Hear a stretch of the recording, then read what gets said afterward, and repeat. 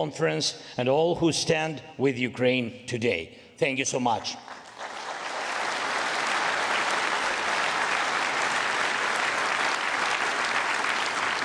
Thank you all for your attention to Ukraine, to the needs of our people, first of all, and to our shared responsibility to do everything necessary to protect life. Russia has also prepared for this meeting. Just last night, they launched another massive attack on Ukraine, mainly targeting our capital, Kyiv. The attack involved Russian, Iranian Shahid drones. These drones have been heavily upgraded to cause more destruction and to be harder to shoot down. Ukrainians now face attacks by hundreds of these drones every single night. And this is pure terrorism. The night before last, they launched over 700 drones and missiles. Last night, nearly 400. And they try to do this as often as possible. And this is exactly what Putin wants, for our people to suffer, to flee Ukraine, and for homes, schools, for life itself to be destroyed everywhere, not just near the front lines. Remember, just a year ago, many people thought Russia wanted real peace, real talks, and a ceasefire. Moscow was sending those signals, and it was all part of their propaganda, trying to say that Ukraine didn't want peace. But we said back then there must be pressure on Russia because it was not preparing for peace. And now everyone sees that Putin has rejected every peace proposal and is escalating the violence. Just last night, in Kyiv alone, sadly, 2 people were killed and 16 were injured. A medical lab was completely destroyed, residential buildings, a shopping center, a veterinary clinic, and basic city infrastructure were all damaged. And that was with many of the drones and missiles being shut down. Still, some made it through. And this is what we must focus on first. We must stop Russian drones and missiles. And this means more air defense supplies and more investments in interceptor drones, air defense systems, and of course missiles. And I urge all our partners, increase your investments. When Russia increases its attacks, we cannot have a shortage of funding for drone production. More than 30 countries and hundreds of companies are represented at the conference today. And we must reach a point where Ukraine's air defense and drone sector is supported by over 30 countries and backed by hundreds of companies, not only from Ukraine, but also from Europe, the United States, and beyond. Please speak to our team for details. Ukraine has some of the world's most advanced drone technologies for both offensive and defensive, and we are ready to share this expertise and these technologies with our partners. Ukraine needs investment, you need skills, you need technology, and everything we are building now to protect Ukraine will also help protect you. Secondly, I'm grateful to all countries that are part of the coalition supporting Ukraine's defense. We've created effective, really effective coalitions, effective drone coalition, and you can see how drones help us hold the life, hold front line and strike Russian military infrastructure deep inside Russia. We also have a strong aviation coalition. Thank you to all its members. Ukraine has received and is building up modern combat aviation. This is a huge help.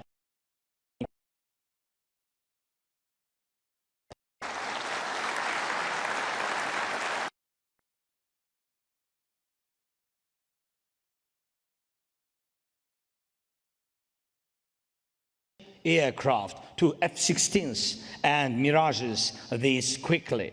Thank you to everyone who helped. And I also want to highlight the coalition to return our Ukrainian children. Children abducted by Russia. And this is a global effort involving countries from Italy to Canada. And thank you to each one. Just yesterday, I spoke with about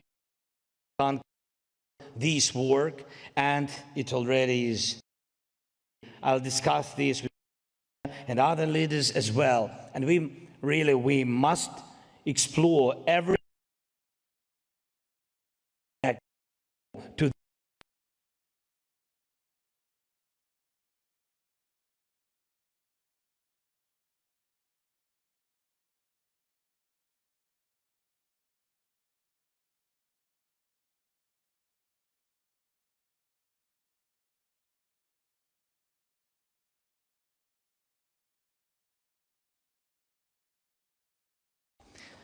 This is very serious threat, and we must stand against it together. Just like these coalitions are working, we now need to build a coalition for recovery. Let this be the moment we start it. We know what Russia has destroyed, and we know what it will take to rebuild Ukrainian people. Which is needed, a coalition with clear leadership, countries and companies lead and bring others with them. And we also need a clear recovery plan. Approach is needed, a coalition with clear leadership, countries and companies that can lead and bring others with them. And we also need a clear recovery plan. Think of the role the Marshall Plan played in rebuilding and transforming Europe. That's why Europe has enjoyed peace and economic growth for so many decades. And now we have real opportunity to spark a new wave of progress. We need a Marshall Plan-style approach, and we should develop it together. Rebuilding Ukraine is not just about our country. It's also about your countries, your companies, your technology, your jobs. The way we rebuild our country can also modernize your infrastructure and industries. And I ask you to support the Recovery Coalition and help define specific financing mechanisms. We must clearly agree that frozen Russian assets should go toward Ukraine's recovery.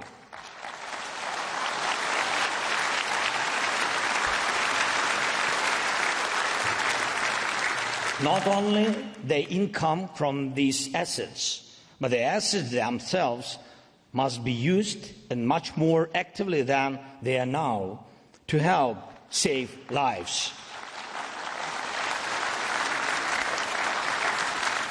And we also need a clear system for reconstruction, a special recovery fund, and financing at different levels for Ukraine's national budget and for local communities. And we are very, very open to working with any business that can support our strengths, production, logistics, and of course, rebuilding. And let me emphasize one more thing. In this joint recovery project, we will only welcome true partners, those who are not helping Russia continuing this war.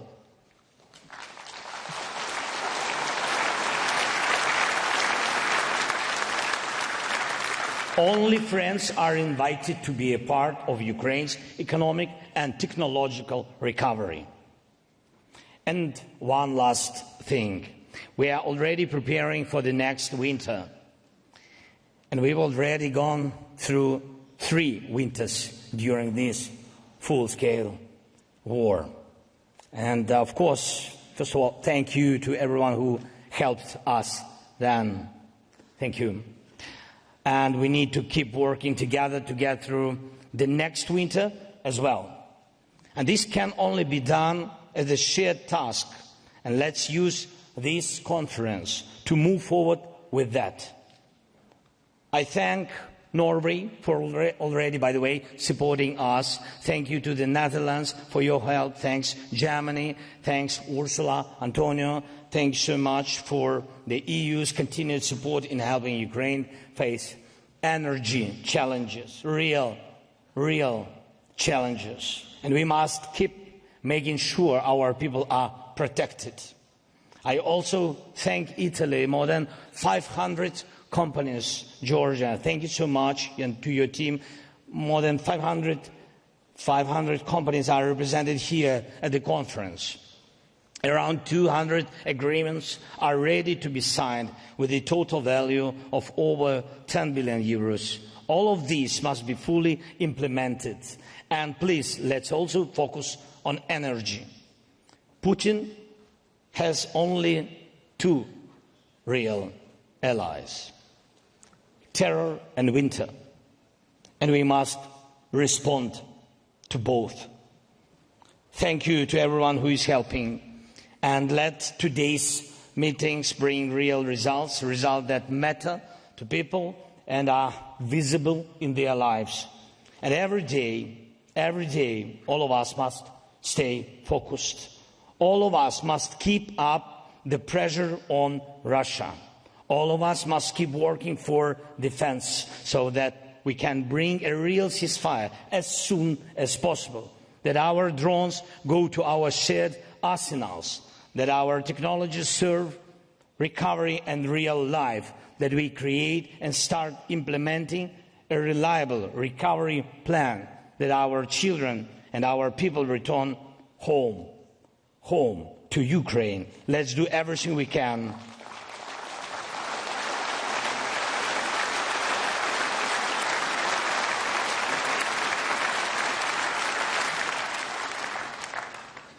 Let's do everything we can for real peace as soon as possible. Just peace. Slava Ukraini!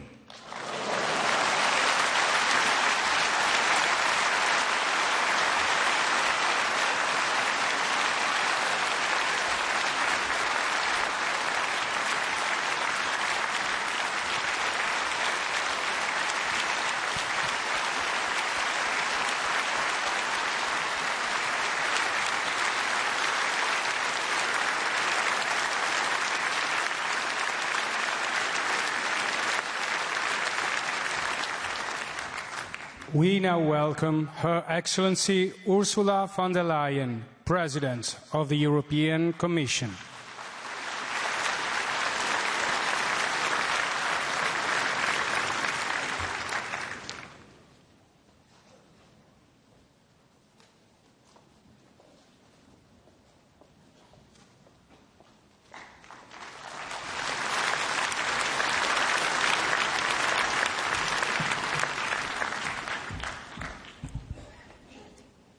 Prime Minister, dear Giorgia, President Zelensky, dear Volodymyr, dearest Olena, what a pleasure that you came along too. Thank you very much for being here. Fellow leaders, excellencies, ladies and gentlemen, I remember very well the first Ukraine Recovery Conference 3 years ago. It was just a few months after Russia unleashed destruction and bloodshed on a scale not seen since the Second World War. I remember the pain of the Ukrainian people. But even more vividly, I remember just how quickly they picked themselves up and began to rebuild. In the liberated towns of Irpin and Bucha, and with restored homes, schools and hospitals. And Europe has been there at your side from day one on, and Europe will be at your side as long as it takes.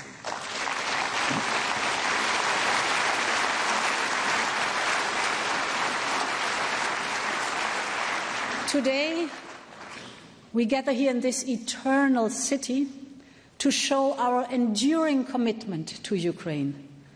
Our resolve is unflinching, our support unwavering, because we will always be at Ukraine's side, and you can count on us. Now more than ever, Ukraine can count on Europe. Our solidarity continues on all fronts, militarily, financially, and politically. And let me start with the military side. Ukraine's military has done what many said was impossible. They reached holding back the Russians and crippling their navy and their bomber fleet. This is impressive. Ukraine is the frontier of military innovation. But Russia's arms race continues. This is a war from Russia of resources and competing defense systems, as much as it is a war of values. So we must continue to invest in Ukraine's defense and tech primacy. Our Defense Readiness 2030 plan will be key. It will make available the necessary resources and fiscal space to deliver a surge in military capabilities. And it will boost investment in Ukraine's defense industry. In addition, supporting Ukraine will also allow member states to reach their NATO target of 3.5 plus 1.5% of GDP. All told, over 800 billion euros can be mobilized, so there is sufficient finance. But we also need to organize to ensure that the needs of the member states and Ukraine can be matched. And this is why we will be working through the SAFE instrument to create a mechanism to bring this together. As you said, Volodymyr, Ukraine has cutting-edge weapon systems, and Ukraine can deliver really fast and at low cost. This is precisely what we need in the European Union. But, as you said, Volodymyr, Ukraine's defense industry is only operating at 60% of capacity. Now, our member states can take their SAFE loans and procure directly from Ukraine's defense industry. For our member states, it's high quality, fast and cheap. For Ukraine, it's both crucial revenues, but also the opportunity to strengthen its defense industrial base. To my second point. Since the full-scale invasion, Europe has been and will stay Ukraine's largest donor, with almost 165 billion euros of support.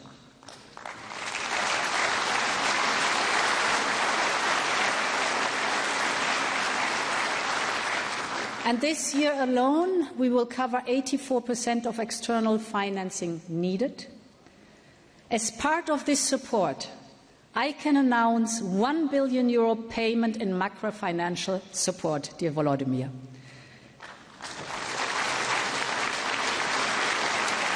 I can also announce a payment of more than €3 billion from the Ukraine facility. And these guarantees and grants that we are signing here today, you said it, Giorgia, and you said it, Volodymyr, it's outstanding. They are set to unlock €10 billion in investment for growth, recovery and reconstruction of Ukraine.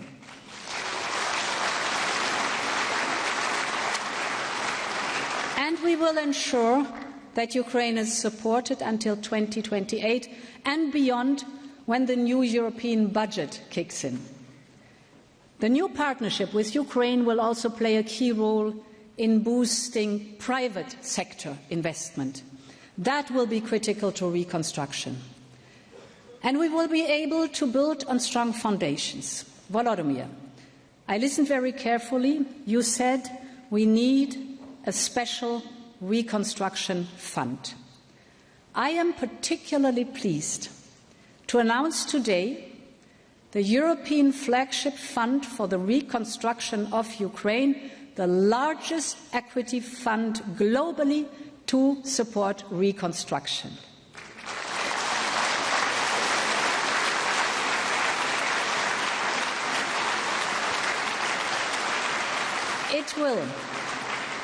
It will, together with the private sector, kickstart investment in energy, transport, critical raw materials, dual-use industries. We are literally taking a stake in Ukraine's future by leveraging public money to bring large-scale private sector's investments and help the rebuild of the country. And I'm particularly pleased, and I think from the bottom of my heart, that we are building this together with Italy, Germany, France, Poland, and the European Investment Bank. Thank you so much for your commitment.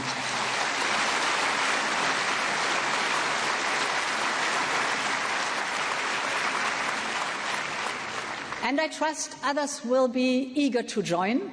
The people of Ukraine are ready to drive their country's economy into the future.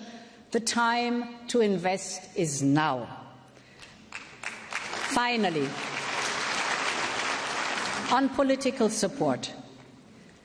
Under relentless fire, Ukraine is passing reform after reform. That's impressive. Ukraine stands ready to proceed with the next step on the accession path. Ukraine is delivering on its reforms. Now we must too, because the accession process is based on merits, and Ukraine merits moving forward. The Commission is very clear. Ukraine is ready to open Cluster 1, the fundamentals cluster.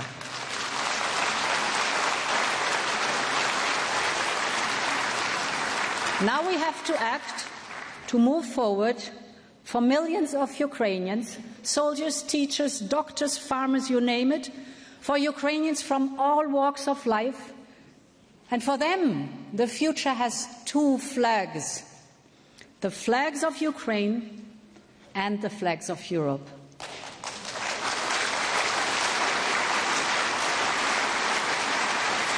This recovery conference is all about bringing Ukraine and its future to Europe.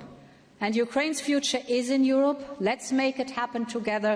Slava Ukraini, long live Europe.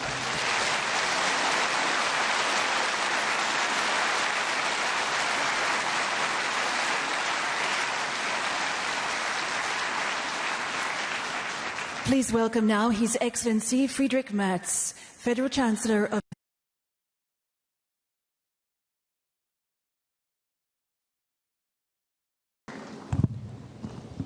Dear Prime Minister, dear Giorgia, dear Volodymyr, dear Elena, friends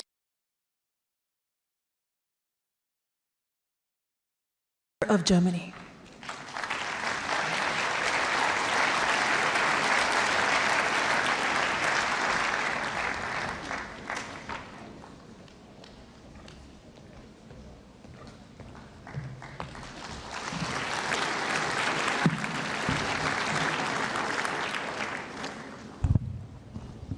Dear Prime Minister, dear Giorgia, dear Volodymyr, dear Elena, Excellencies, colleagues, friends, ladies and gentlemen, friends of Ukraine. History knows many different examples of post-war reconstruction.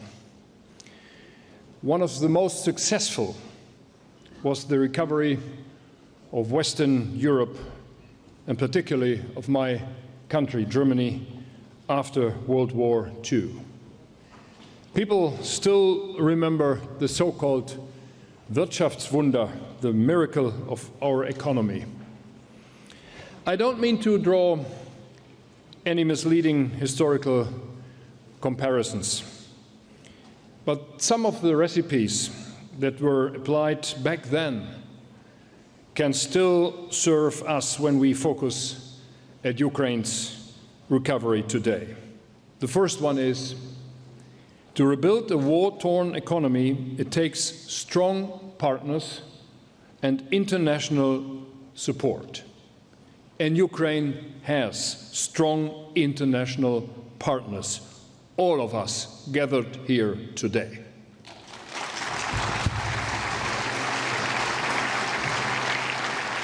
Today, Ukraine has dozens of partners around the entire world.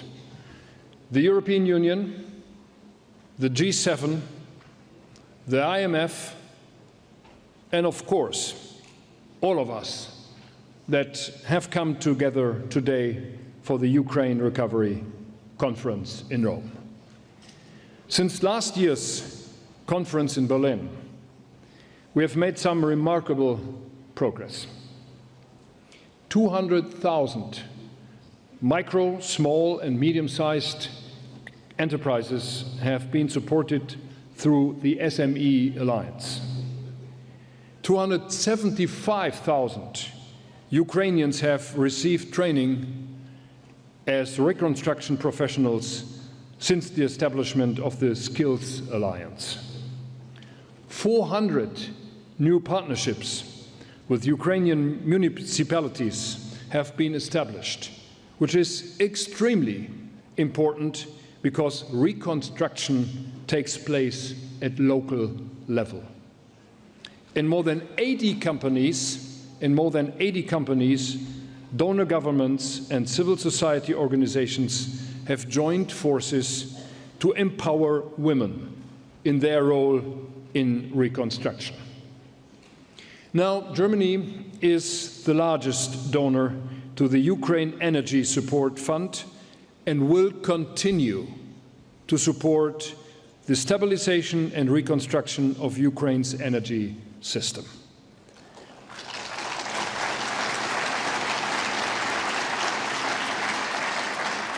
Together with international partners, we are developing the Ukrainian Business Development Fund, modeled on Germany's so-called KfW, Kreditanstalt für Wiederaufbau, which financed Germany's reconstruction after World War II. Volodymyr, you mentioned the Marshall Fund already. When you visited me in Berlin in May, a couple of weeks ago, we agreed to take the defense industrial cooperation between our two countries to a higher level. These measures underline our confidence in Ukraine's future. And here is a second lever able to turn Ukraine's reconstruction into the economic miracle we all hope to see. That lever is Ukraine's successful European integration. To be very clear on this, we fully support Ukraine on its path to EU membership.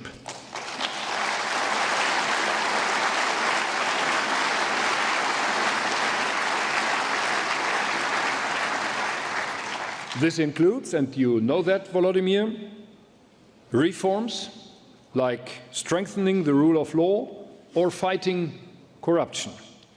And we are encouraging our Ukrainian friends to keep advancing along this path, which is the path leading to freedom and prosperity within the European Union. Let me, ladies and gentlemen, dear friends, mention a third quintessential lever for economic recovery. Economic growth requires freedom for the private sector to flourish. This is particularly important in the case of Ukraine because the enormous cost of reconstruction cannot be financed through public funds alone. This is why you, Volodymyr, and I, when we met in Berlin a few weeks ago, met German companies which are active in Ukraine. What I can report back from that meeting is the enormous interest of private businesses in participating in Ukraine's reconstruction. With the Business Advisory Council initiated last year in Berlin, we have an excellent tool to engaging the private sector in the reconstruction efforts. And I'd like to thank Christian Bruch, CEO of Siemens Energy, for his commitment to the Council's establishment, and I look forward to its work under the new leadership of Barbara Cimino, doing this work in this Council. Many thanks for your commitment.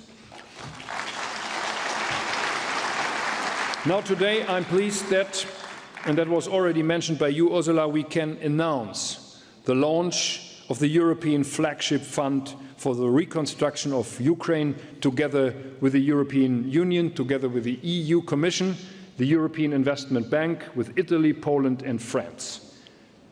And I myself and the German government, we fully support its goal to mobilize large volumes of private investment for the reconstruction of Ukraine. Ladies and gentlemen, of course, the ultimate prerequisite for Ukraine's lasting recovery is simply peace. Ukraine is committed to achieving a just peace. But while Ukraine has agreed to an immediate ceasefire without any preconditions, Russia keeps sending daily proof that it wants to continue or even intensify its brutal war of aggression. Thousands of drones and missiles destroying civilian infrastructure, killing and terrorizing Ukrainian men, women and children. This has to end. It therefore remains our political duty to increase pressure on Russia in order to change President Putin's calculus and bring him to the negotiating table. And may I be frank from this place as well. We are preparing package number 18 within the European Union of sanctions against Russia. There is only one member state missing to agree on that. I urgently ask Slovakia and its Prime Minister to give up the resistance and to make the way free for package number 18 within the European Union.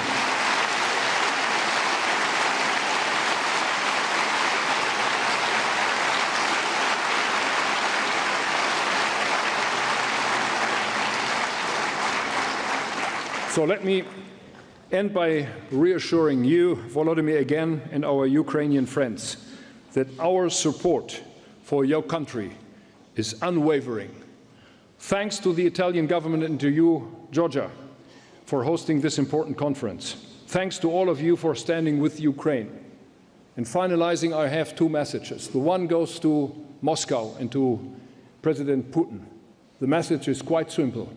We will not give up.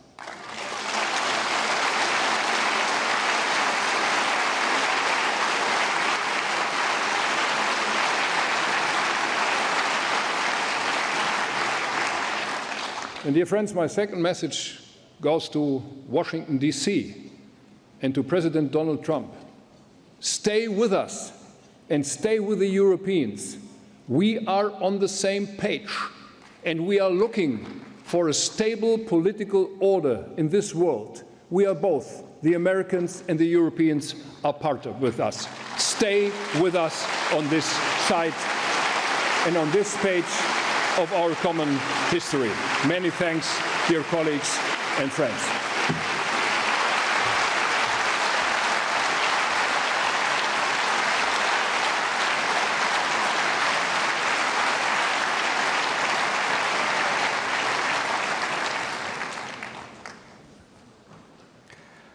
We are pleased to invite His Excellency Donald Tusk, Prime Minister of Poland.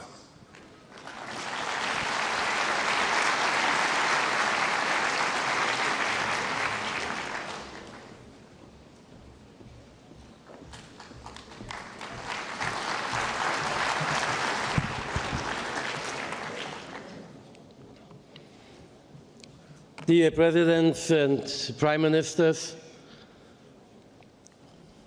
dear Giorgia, dear Volodymyr and Olena, dear friends of Ukraine, There will be no recovery without victory.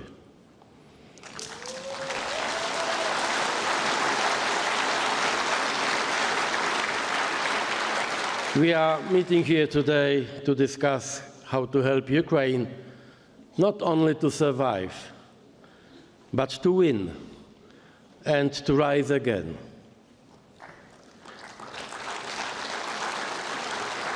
Not only in material terms, but also spiritually and socially. Ukraine's victory is a matter of security for the whole of Europe. And victory means territorial integrity, sovereignty, and, to put it simply, a just and lasting peace. Victory of Ukraine is not against other countries. It's a victory of our values and our common security. Recovery is more than just about rebuilding walls. It means returning to normal life. Recovery is a set of parallel processes: physical reconstruction, European integration, and modernization, all of them taking place together and at the same time. I deeply believe that we all now understand that this is not a war just about Ukraine. This is a war about Europe and for Europe, or perhaps even about the world and for the world as we know it. Because fault lines are appearing across the whole globe. This is a war between civilization and barbarism. My country, Poland, has already done a lot for Ukraine. The Polish society was mobilized from the very first moments of Russia's full-scale invasion in 2022. This is not the time to list everything we did, but I think it's enough to mention one figure: 25 billion euros. This is what Poland has already spent in response to Russia's aggression in humanitarian aid, refugee support, and military assistance. Poland will play a special role in the recovery process. My government has developed a coherent model of support. First, investment in our infrastructure, roads, railways, and logistics, which mainly serves to help Ukraine. Second, connectivity. The Polish corridors through which 90% of military and humanitarian aid is currently flowing to Ukraine. The same routes will carry goods for the reconstruction tomorrow. Third, trade. Today, 30% of EU exports to Ukraine is coming from Poland. 30%. And trade leads to investment. Polish and Ukrainian businesses are already benefiting from the special insurance and financing instruments that have drawn a huge interest from our partners. Transport, trade, investment. This is the triangle we are building on. Because rebuilding Ukraine also means connecting it to Europe. This is the deeper meaning of connectivity. We are laying the foundation for Ukraine's future EU membership. From the perspective of Poland and many Central European states, a free and sovereign Ukraine means a more secure European Union. But Ukraine is not only a country in need. It is also a country that inspires, that teaches us courage, yes, resilience, certainly, but also innovation, the kind of technology that is already changing the battlefield: drones, autonomous systems, cyber defense. Ukraine is testing all of them already today. And NATO is learning from Ukraine and must do so even more in order to strengthen its deterrence. Poland is ready and willing to cooperate in this field, because what Ukraine is learning today may save us all tomorrow. This is why I must stress: we are at a defining moment, now, today. What we are doing now will determine where we stand 1 year from now.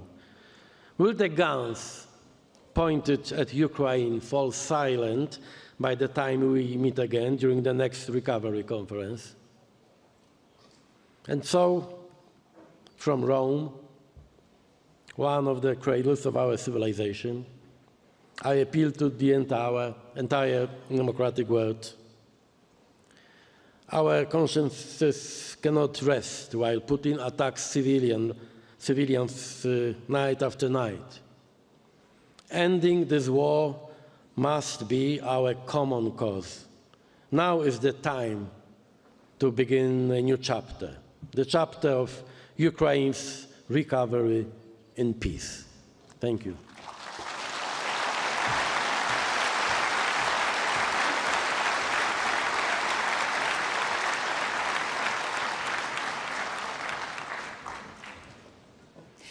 We are now honored to hear a special address by Her Excellency Olena Zelenska, First Lady of Ukraine.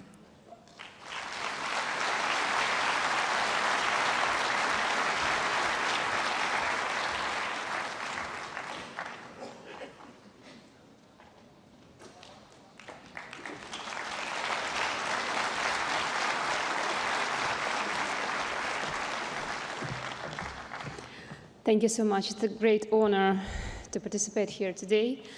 So, dear attendees, esteemed heads of government, I would like to thank, first of all, the Italian government and Prime Minister Giorgia Meloni for organizing this and hosting this year conference here in Italy.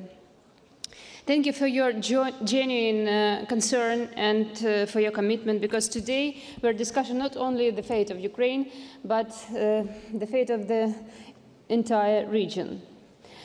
I want to tell something about the destruction, because destruction is not only a physical concept, it is also a social one, manifesting as a hardship, security threats and mental distress. It can spread far beyond the battlefield and affect everyone. And it already has. For all these recent months, precisely as long as Russia has been stalling negotiations, the aggressor has been shelling Ukraine with particular cruelty night after night. And last night, unfortunately, was no exception. In June alone, can you imagine? In June alone, Russia launched more than 330 missiles, alongside nearly 80 ballistic ones, over 5,000 combat drones, and 5,000 aerial bombs at Ukrainian cities. The scale of destruction is difficult to describe. Yet those among our international partners who recently visited Kyiv and saw apartment buildings shattered by ballistic strikes say that they have never seen anything like this. A gaping void where floors once stood, where people once lived. In 2 residential buildings in the capital destroyed this June, more than 30 lives were lost. And nothing will bring back these people, these parents, these children, these families, their unique lives taken by the aggressor. Today I want to emphasize this above all else. What matters most in rebuilding any country is its people. Buildings without people, enterprises without people, a country without people, that is not a country, it's a memorial. In Ukraine, we have learned this through pain, and we wish such suffering on anyone. And so, amid fierce defense, we have made saving lives our top priority, in every sense, physical, social, and mental.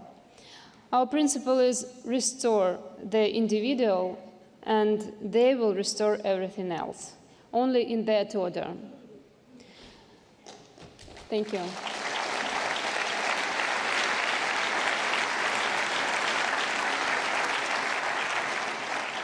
Today, our experts will share the details of how this principle is being implemented across the recovery agenda. Allow me to briefly highlight a few areas in which I am personally involved. Mental health recovery.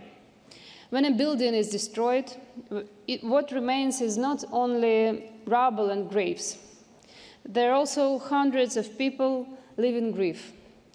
Relatives, friends, and many, many more living in anxiety and fear, knowing they could be next. According to the latest sociological studies, more than 80% of Ukrainians are living in a chronic state of stress and emotional strain. We have many internet memes about this, sad ones, of course. The kind where after yet another shelling, people write in work chats, survived, so I'm going to go to work today. Our economy continues to function thanks to millions of people who go to work after spending their nights in basements.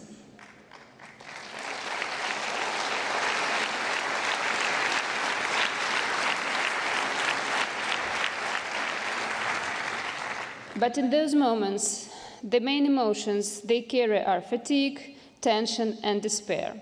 Already in the first months of the Russian invasion, Ukraine responded to this challenge with the All-Ukrainian Mental Health Program, How Are You?, which I patronize. It is a full support system in which all ministers, regions, and communities are involved and work in coordination. It is a network of services where various mental health service providers know about one another, because only in this way can a person avoid getting lost in their search for help. The key principle, mental health in all sectors and all policies, is now enshrined in law, signaling that change is irreversible. Right now, it is critically important for Ukraine not to lose momentum and to continue backing changes in state policies in this area. Much effort is also being directed towards scaling up to ensure that mental health services reach every community, and this requires support from partners. The key actor in this field is the Coordination Center of Mental Health under the Cabinet of the Ministers of Ukraine. Its representatives are part of the Ukrainian delegation here, and they are ready to respond to any of your requests and questions. When people arrive at hospitals after another Russian strike, they suffer severe injuries, blast wounds, burns, crushed limbs.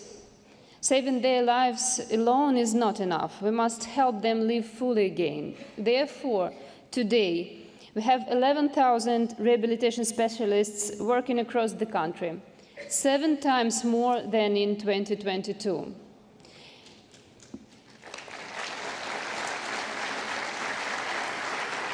In just the last year and a half, they have helped 600,000 Ukrainians.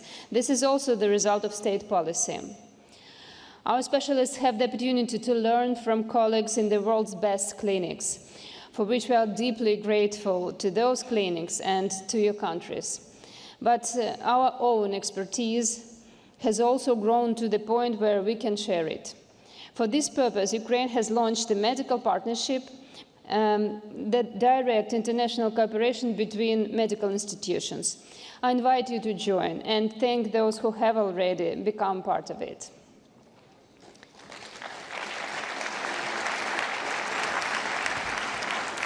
Education. You may have seen the headlines. Ukraine now has fully functioning underground schools. It's true. We have already built 15 underground schools out of 200 planned. Russia deliberately targets our educational institutions, having already destroyed 394 facilities and damaged over 3,500. I want to especially thank every international partner who helps us provide education to children and welcome the International Alliance supporting the transformation of early childhood education in Ukraine, First Steps Forward, which will be established on the sidelines of the URC today. In the early months of our defense, when Ukraine made the important decision to preserve education for our children, we also made another crucial choice: to continue the school nutrition reform. We are probably the only country implementing such a reform during wartime. But precisely in times like this, a quality school lunch becomes more than just a meal. It is also an expression of care, a form of social protection, and a support for the entire family. I have the honor of patronizing this project, a project about more than just food, about dignity and opportunities. The reform team has already modernized over 1,000 school kitchens, and more than 6,000 school cooks have been trained to prepare meals according to updated health standards. Every day, more than 1.5 million Ukrainian children receive free hot meals at school.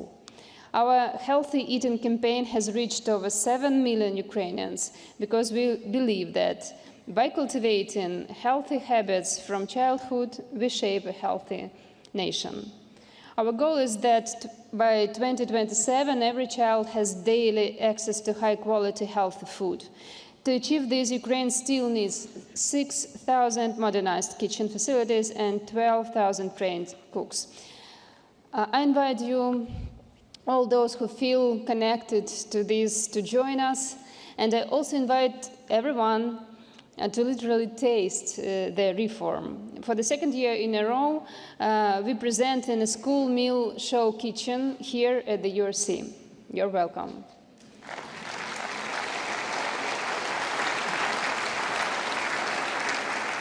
Barrier-free Ukraine is another humanitarian reform that Ukraine is carrying out under fire. I initiated it 5 years ago, but it has become especially relevant at this moment. It concerns everyone: the wounded, the disabled, the elderly, children, caregivers, and those suffering psychological trauma, because it is about equality in mobility, in opportunity, even in communication.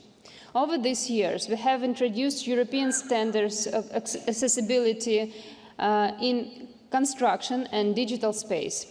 Each ministry leads flagship projects to enhance access to education, work, and mobility. You will hear more about this in detail today. But I want to say, war is not just a slowdown. It pushes up backward. It is always regression. So we need to defend not only against attack, but also to hold back regression.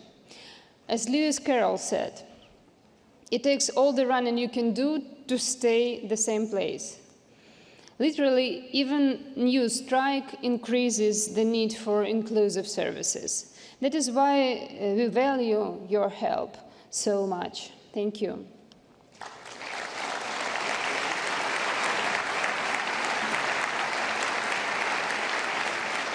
Our special expectations today is the signing of Ukraine's associated memberships in the ESF+. The gender panel at the... access to this EU structural fund will allow us to create new initiatives for education and employment and to update labor legislation. Now, with your support, we are taking a step toward a social Europe where people, their rights, security, and well-being are at the center. Gender equality. This panel will address the issue of women as their rights and needs present a distinct challenge. Today in Ukraine, 2/3 of women with young children cannot return to work due to the current state of childcare infrastructure. At the same time, women are entering fields once dominated by men in manufacturing, logistics, and the military. Most of our social workers and entrepreneurs are women. They represent a powerful, active force that needs the right conditions to thrive. The gender panel at the EURC will showcase real examples of how women, including veterans, entrepreneurs, and local leaders, are already leading recovery efforts. It is crucial that the Alliance of Countries and Organizations for Gender Responsive and Inclusive Recovery continues to support them and helps make their efforts visible, influential, and effective.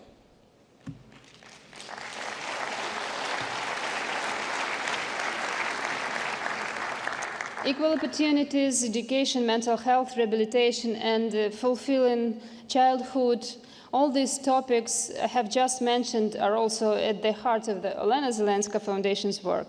This is another way to help Ukraine recover on a human level by supporting real people, and in our case, especially children. I'll be glad to meet with you at our stand here and share more details.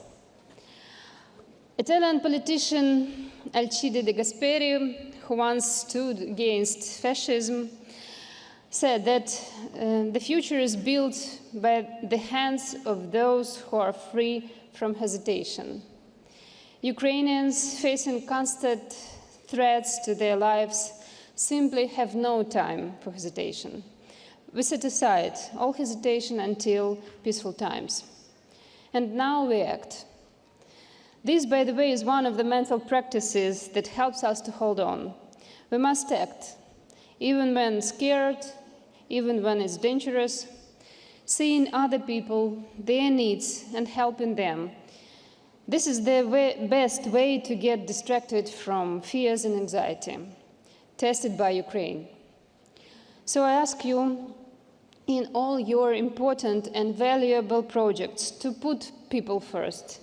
Those who will work with it, use it, and live with it. Just as our computer browser asks us to verify that we are not robots, we must ask ourselves, is what we do humane? I'm confident that if everyone follows the rule, people first, the world will become a better place for each of us, no matter which country we live in. Thank you.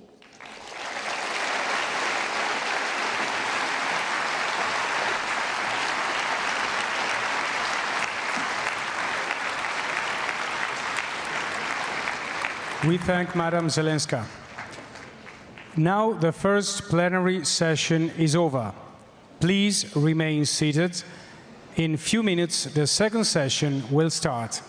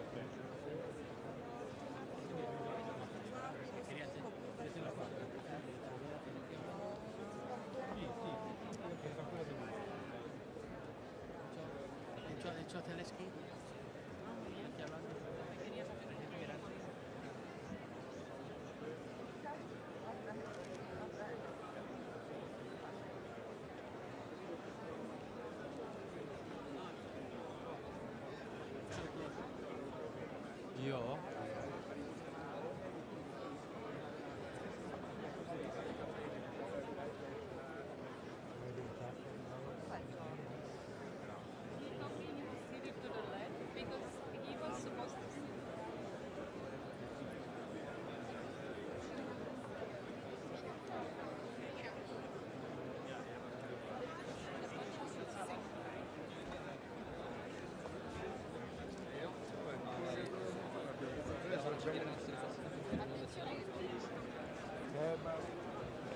Ciao Brigio!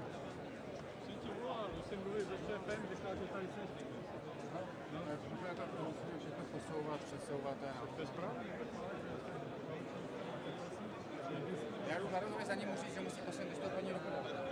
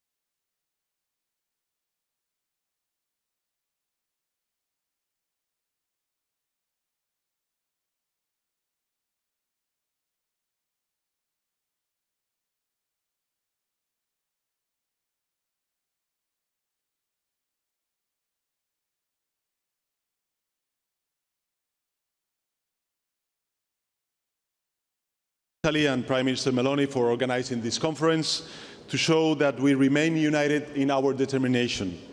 And thank you, Prime Minister Tusk, for hosting the next conference in 2026. We hope that by then this nightmare will be over. Spain's support has been solid and continued. Since February 2022, we have committed military support worth close to 3 billion euros. We have allocated 110 million euros in humanitarian action, from building safe havens for children and teachers to supporting mobile maternity units, and we have channeled 840 million euros in financial aid. Offering safe environments to displaced Ukrainians has been also a top priority for my government. Spain hosts the fourth largest displaced community in the European Union with over 245 Ukrainians. They will soon have the Casa Ucrania at their service in the province of Alicante. But the war continues and our support is more necessary than ever. Today I will like to reiterate my country's support to Ukraine with two announcements. First, we will open a new office for the reconstruction of Ukraine in the capital of Spain, in Madrid, to support Spain's engagement in building a better future for all Ukrainians. It will help leverage official financial instruments, ensure institutional coordination and enable regular visits to Ukraine by private sector actors that can prove instrumental in the reconstruction and modernization efforts. And second, in the coming months, we will convene a new meeting of the Spain-Ukraine Joint Commission in Madrid, together with the Business Forum, to enable business-to-business ties. The Spanish companies are at the forefront in areas such as health, energy, water, management, railways, infrastructure, agri-food, digitalization and defense. Encouraging their participation in the reconstruction of Ukraine will tighten our bilateral relationship and nurture European stability and security. Dear colleagues, I would like to finish my statement with a message of hope. As in the recent UN conference in Seville, this meeting in Rome, the city of the European treaties and the Rome Statute, shows that multilateralism is not just relevant, it is indispensable. Europe has suffered the most atrocious wars, but we're living proof that peace and international law are the only enduring path to stability and progress. That is why I am confident that Ukraine will write a new chapter of peace, security and prosperity on the continent and will ultimately complete its journey towards full membership in the European Union. Thank you very much.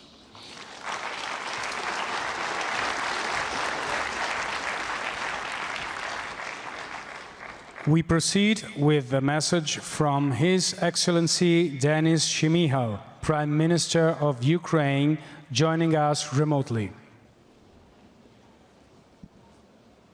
Distinguished partners and colleagues, Excellencies, dear Presidents and Prime Ministers, dear heads of European institutions, esteemed leaders of international organizations and financial institutions, dear friends, dear partners, ladies and gentlemen. We have had another very difficult night today. Russia's ballistic missiles and drones killed and injured civilians. But we stand. We stand because of our defenders and because of your unwavering support. Thank you for this. Today, we gathered for the 4th Ukraine Recovery Conference, and our shared goal is to rebuild and modernize Ukraine, overcome the consequences of a devastating war, and secure prosperity for our country, for Europe, and for the entire free world. I thank all of you who have stood with Ukraine and the Ukrainian people in solidarity, side by side, through every stage of this struggle. My sincere appreciation goes to our generous host, our Italian friends, Prime Minister Giorgia Meloni and Foreign Minister Antonio Tajani. Thank you. Thank you, President of the European Commission, Ursula von der Leyen, for your solidarity. And thank you for your strong announcement in support of Ukraine. Grateful to President of European Parliament, Roberta Metsola, and President of European Council, Antonio Costa, for your continued support. We value the unwavering commitment of every EU member country. From the first hours of Russia's full-scale invasion, we have felt your leadership in defending the values of freedom and democracy. We are especially thankful to the United States, our strategic partner, the US President and the US Congress for bipartisan support. Together we have overcome many challenges. Together we will continue on the path to a just peace and successful recovery. Our gratitude goes to the leaders and people of the G7 countries. Your comprehensive support and every single initiative have made Ukraine stronger. To all our partners, our neighbors and nations from across the globe, thank you for standing with Ukraine during these difficult years. Despite the geographic distance, we are united in defending our common future. Special thanks to the international financial institutions. Thanks to your support, Ukraine has maintained financial stability and has the resources to defend itself and meet critical needs. We also recognize Ukrainian and international businesses for believing in our people, paying taxes, investing and working for our shared future. And of course, I thank the Ukrainian team, which works around the clock with our partners, quickly, effectively, and with unwavering commitment, for victory, for recovery, for growth. We all believe in the success of this ambitious reconstruction, the largest of its kind in Europe since the end of World War II. Dear partners, dear friends, this conference is a clear testament to our unwavering unity, and I am confident that this unity will remain. It must also translate into further joint actions, including continued and growing pressure on Russia to cut off the aggressor from the resources and means to wage this war. Sanctions imposed on the Russian Federation are working, but not yet enough. They must be further strengthened, especially against the energy and banking sector, the shadow fleet, and through the introduction of secondary sanctions, we continue to insist on the full confiscation of frozen Russian state assets. These resources must be used for Ukraine's recovery.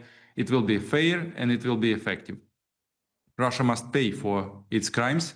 It will pay in hard currency and in individual accountability before a special tribunal for the crime of aggression against Ukraine. Dear friends, I am confident this gathering will be another important step toward Ukraine's successful recovery, toward global security, and toward the prosperity of the people of Europe and beyond. We are united in defense, we are united in recovery, we share common values, common goals, and a common great future. Thank you for your attention. Slava Ukraini!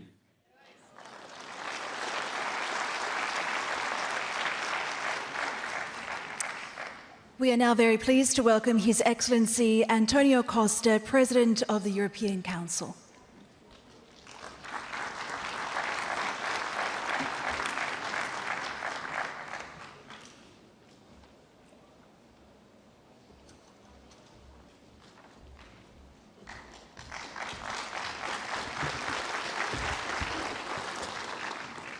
Heads of states and governments, Excellencies, Caro Antonio, dear friends, thank you for organizing this conference and for placing Ukraine's recovery and reconstruction at the heart of the international agenda. I would like to focus on 4 pillars that must shape Ukraine's path forward: peace, defense, reconstruction, and accession to the European Union. First, peace. Dear Volodymyr, let me commend your leadership in calling for an unconditional ceasefire and mobilizing all diplomatic efforts toward a just and sustainable peace. Unfortunately, Russia has responded only with more strikes, more suffering, more unjustifiable death. This must stop. From day one, the European Union has stood and will continue to stand firmly by your side to ensure a just and lasting peace. We are doing this by increasing pressure on Russia through sanctions, by strengthening Ukraine's defense, and by deploying every diplomatic tool at our disposal to restore peace in Europe. Second, defense. Supporting Ukraine's defense is not only about military strength, it's about sovereignty and the foundation of economic recovery. Ukraine's defense sector is helping to stimulate local production, create jobs, and drive innovation, strengthening the country's economy and increasing resilience. As Ukraine rebuilds, integrating these technological advances will bolster national development and help embed Ukraine and broader European industrial and defense value chains. This is a meaningful contribution to building the Europe of defense, a path shared by all member states. As President of the European Council, I will continue to encourage member states to increase investments in Ukraine's defense sector, including through the SAFE program, which offers concrete instruments for this effort. Third, reconstruction. Ukraine's reconstruction will require a massive sustained effort from the international community, one that matches the scale of destruction and the urgency of the moment. As Ursula already announced, Ukraine can count with the European Union. But it must also be rooted in justice. Russia must be held accountable for the devastation it has caused. The aggressor must bear responsibility for rebuilding what is sought to destroy. Reconstruction is not only about buildings, it is about people and starts at local level. Local communities, municipalities, mayors, civil society, and the media are essential actors in this process. As a former mayor, I know how powerful civil society can be in meeting immediate needs, driving community-led solutions, and addressing the reforms necessary for the European Union accession. The European Union, including our cities, regions, and citizens, stands with you, and we will continue working with the Ukrainian people for a resilient, democratic, and peaceful future. Fourth, and finally, Ukraine's accession to the European Union. Enlargement is the European Union's most strategic geopolitical investment in peace, in security, and in prosperity. For Ukraine, accession is a commitment to democratic values, to rule of law, good governance, and peaceful and stable future.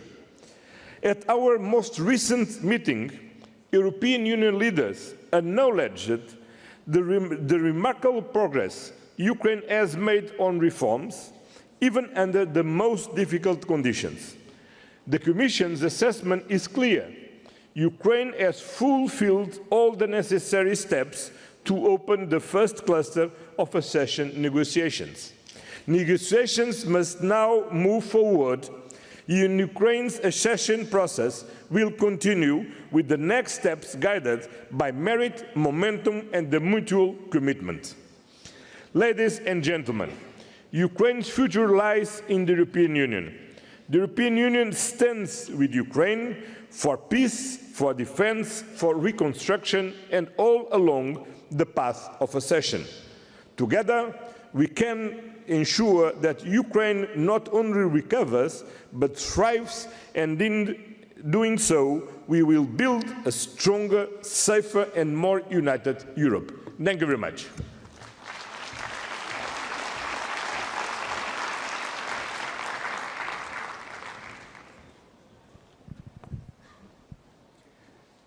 We now invite Her Excellency Maia Sandu, President of the Republic of Moldova.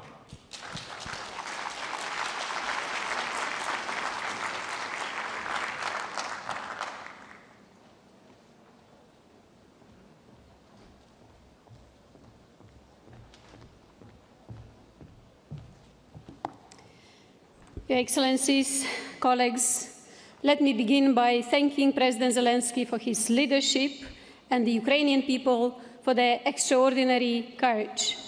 Moldova understands clearly your resistance protects not only Ukraine, but Moldova as well. We do not take that for granted. And I would like to thank Prime Minister Giorgia Meloni for co-hosting this important conference and for keeping Ukraine's recovery firmly on the agenda. Planning for reconstruction while war still rages is not easy, but it sends a vital message. Ukraine is not only resisting, it is preparing to rebuild, to thrive. Still, we must be honest. None of this will matter unless Ukraine can defend itself now. For Ukraine's recovery to happen, Ukraine must resist. And for Ukraine to resist, it needs more and faster military support. For Moldova, this is not theoretical. Ukraine is our neighbor, our partner, and our fellow future EU member. We share a long border, 1,200 kilometers. We share infrastructure, and we share a future. When the invasion began, Moldova stepped up. We hosted refugees, now 4% of our population. We sent humanitarian aid, trained Ukrainian deminers, supported solidarity lanes, and advocated for justice for war crimes. But most importantly, we understand that our security is shared. As we approach parliamentary elections and face growing Russian interference, we cannot afford for our 1,200-kilometer border with Ukraine to become a hostile one. A strong, democratic Moldova is a reliable security partner. Our stability reinforces Ukraine's, just as Ukraine's resilience strengthens ours. Moldova will also be a practical contributor to Ukraine's recovery. We are ready to serve as a key economic and logistics corridor, especially for Ukraine's south, from Odessa and Mykolaiv to Kherson, Dnipro, and Zaporizhia.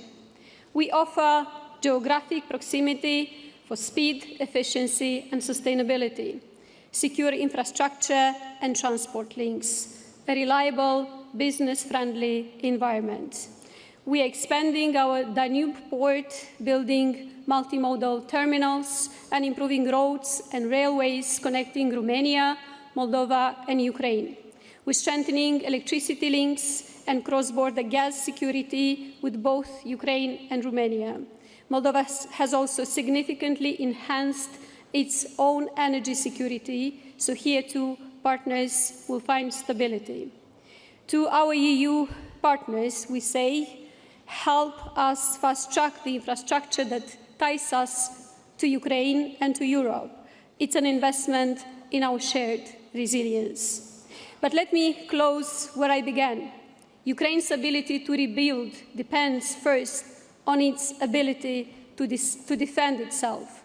That means bold, immediate, and sustained support, military, economic, and political.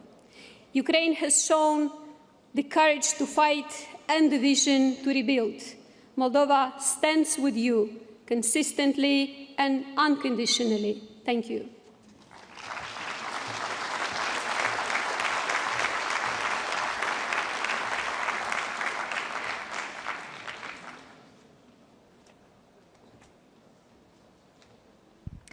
We're now glad to welcome to the stage His Excellency Petr Pavel, President of the Czech Republic.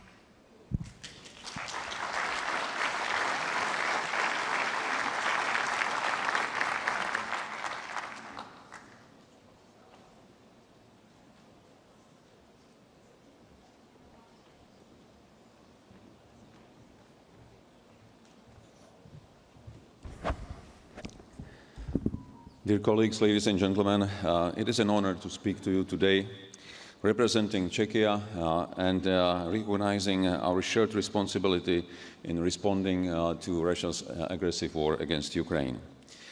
When we speak of Ukraine today, we rightly speak of courage and admirable resilience in defense against ongoing Russian aggression.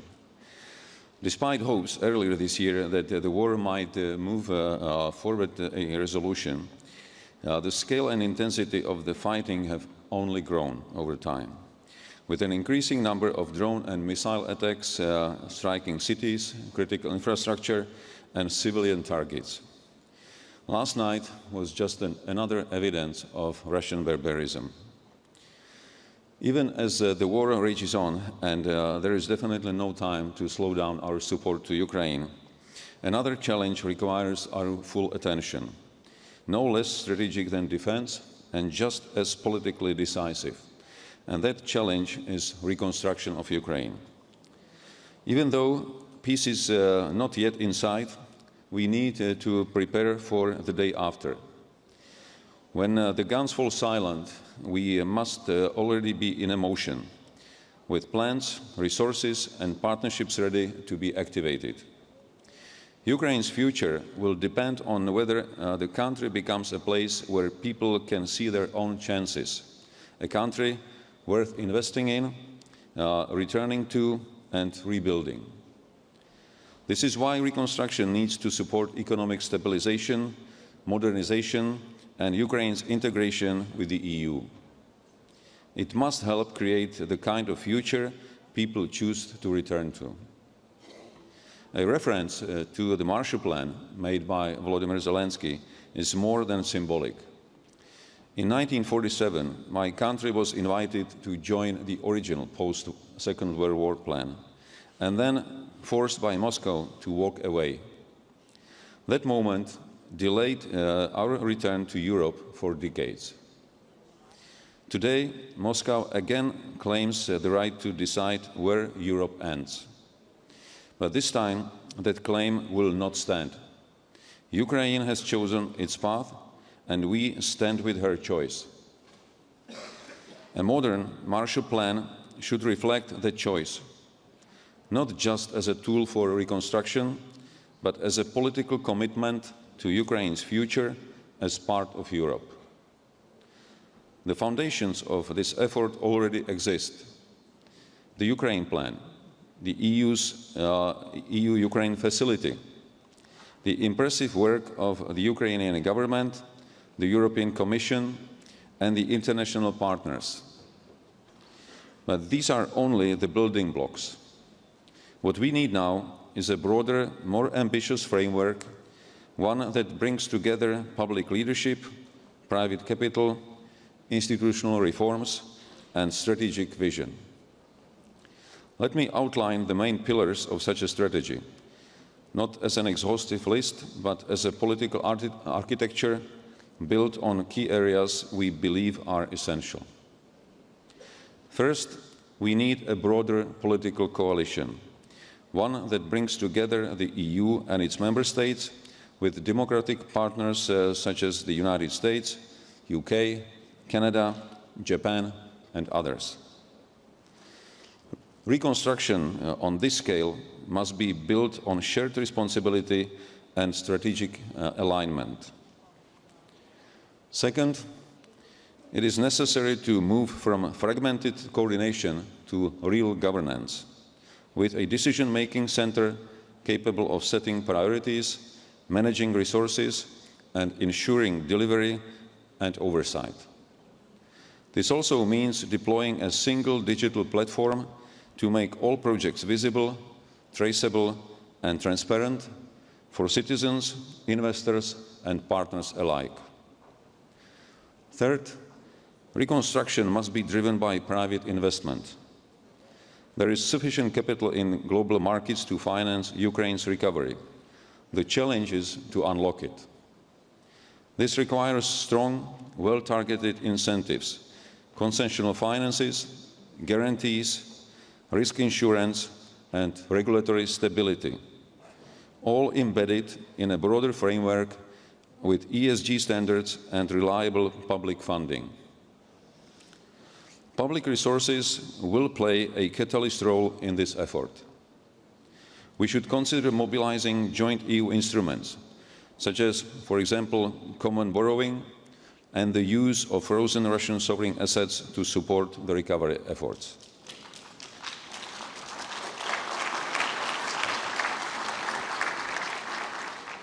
Fourth, Ukraine's recovery should go hand in hand with its gradual integration into the European single market, not only as a long-term destination, but as a driver of short-term growth, reform and investor confidence.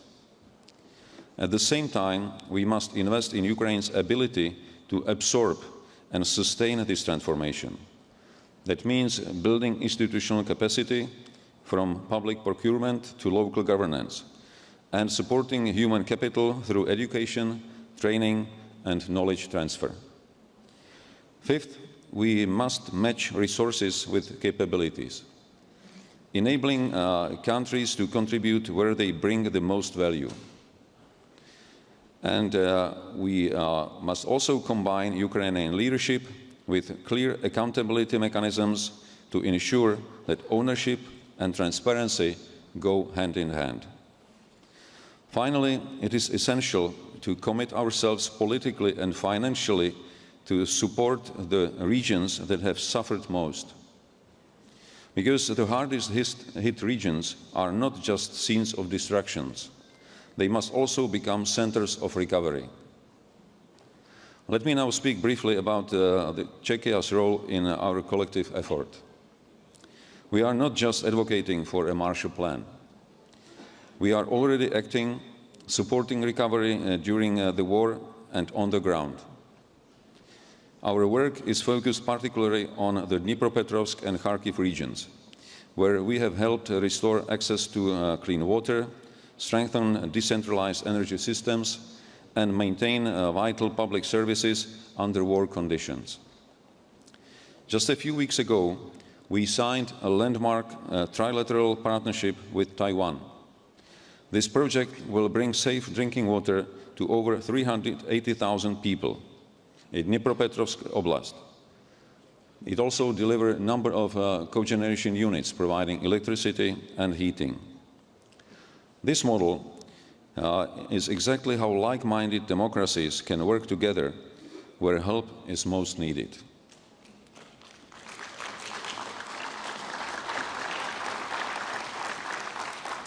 We are also leading efforts in healthcare reconstructions. Through the EU's Ukraine facility, 2 Czech programs have been selected under the investment pillar, one to modernize 6 hospitals across Ukraine, and another one to support investment in critical infrastructure with a particular focus on the energy sector. Since the war began, Czechia has welcomed hundreds of thousands of Ukrainians into our society. Over 53,000 children have been integrated into our elementary schools. We have trained bilingual assistants, psychologists, and teachers to help make this transition work.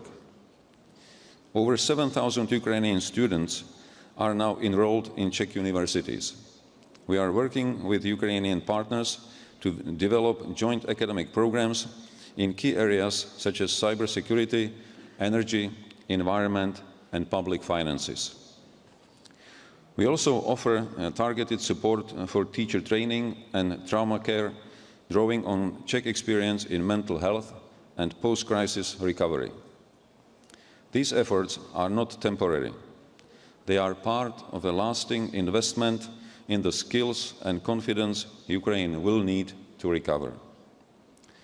To end with, I wish to reiterate that the Central Europeans know what it means to miss an opportunity, to be denied a place in the reconstruction of our own continent. This is why it is so important to make sure that Ukraine does not suffer the same fate. Ukraine's recovery is not just about rebuilding the country.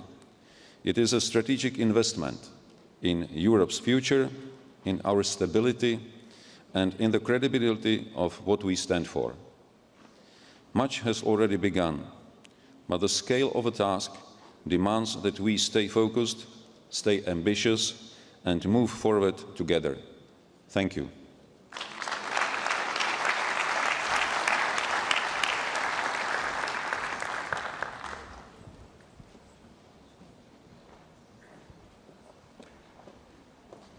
We are honored to now welcome His Most Eminent Highness John Timothy Dunlap, Prince and Grand Master of the Sovereign Military Order of Malta.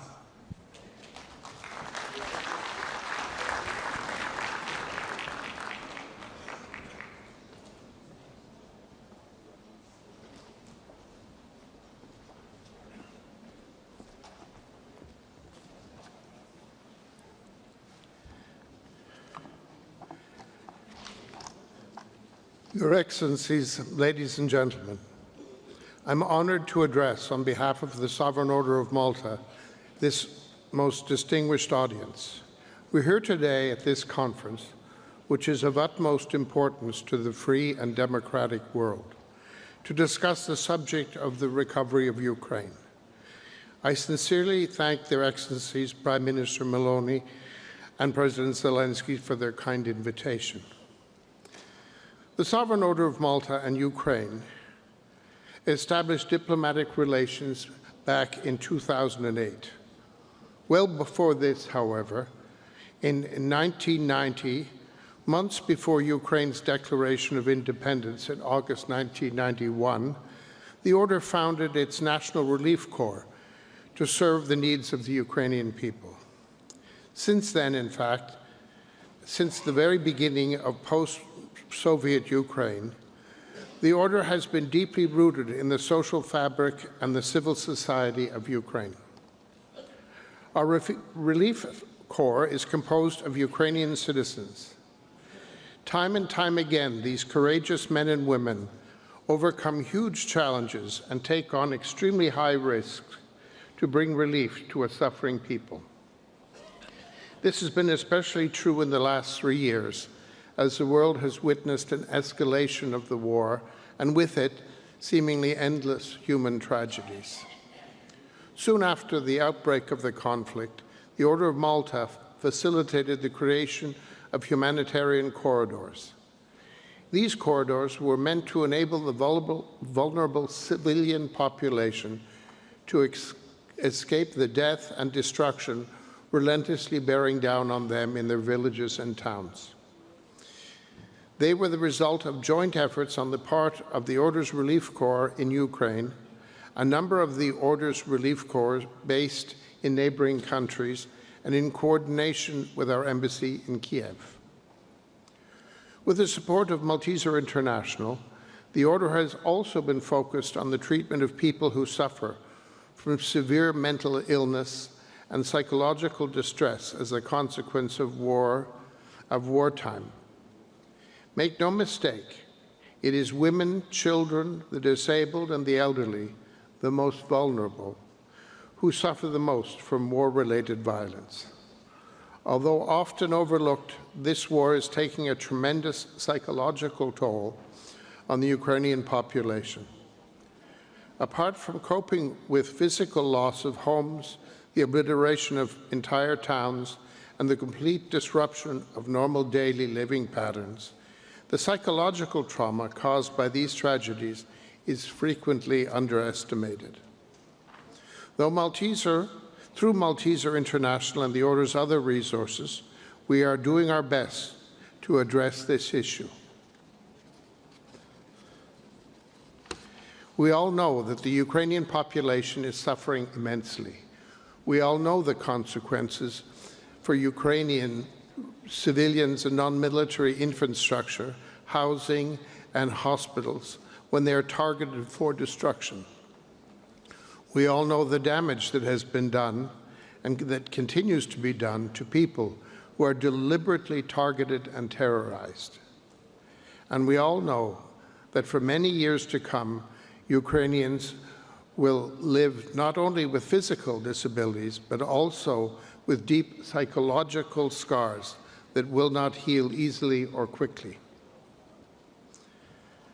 As I said, the dramatic traumas of war on the most vulnerable segments of the population will unfortunately have long-lasting effects.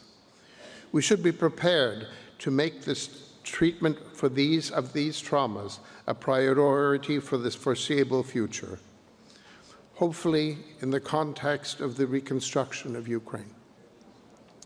It is clear to us that in any given situation, there is an unbreakable link between what we are able to do on the ground and the preservation and respect for international law. Without the protective umbrella of international law, which particularly, especially the principles of rules that govern international humanitarian law, our crisis and relief work would be dangerously exposed to opponents. As such, let me make the position of the Order of Malta absolutely clear in this regard. We appealed to the provisions of international humanitarian law and declare that the deliberate targeting of civilians and relief operators, as well as the planned destruction of social services and infrastructure, are totally unacceptable. No effort should be spared to reaffirm the imperatives of international humanitarian law and the principles protecting human lives and dignity in all circumstances. In light of the above, the Order of Malta firmly believes that the conflict in Ukraine should end as soon as possible and that the war and devastation should give way to diplomacy and negotiation. I commend the organizers for having included the human dimension in this fundamental component of this conference and one of the cornerstones of recovery and reconstruction of Ukraine. With respect to the human dimension of the war, we believe that there are several critical areas that should be of the highest priority.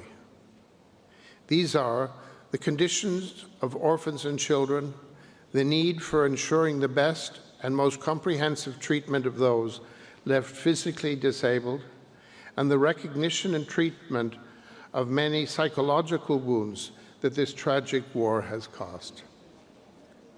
Bring a just end to this conflict, an end that is based on international humanitarian principles, is a priority for everyone here today. I can assure you that the Order of Malta will continue to work toward this goal of supporting international law and international humanitarian law by deploying its resources on the ground and by lifting up its voice for an international prayer for peace. Thank you very much.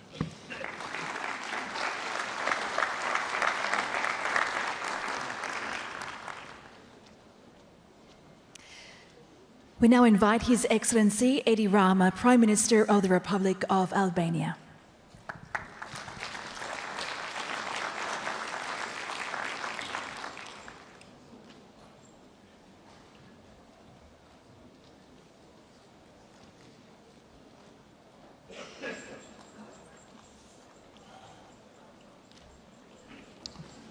Well, I promise to be atypically short. My dear sister Giorgia has reminded everyone today that all roads lead to Rome. And dear Antonio, it has been a great experience, the joyful, chaotic and peaceful crossroads you organized here to show everyone that there is no safer place than Italy, where all security and protocol divisions are meaningless. And I'm sure that even Volodymyr has enjoyed the bath of humanity in the Nuvola, where all his bodyguards, for the first time since the war, felt completely useless. So what to say? Albania is a very small country, modest resources, no power to change much in the battlefield, but we have been and we will be together with Italy and the European friends and partners whenever and wherever Ukraine will need us to be.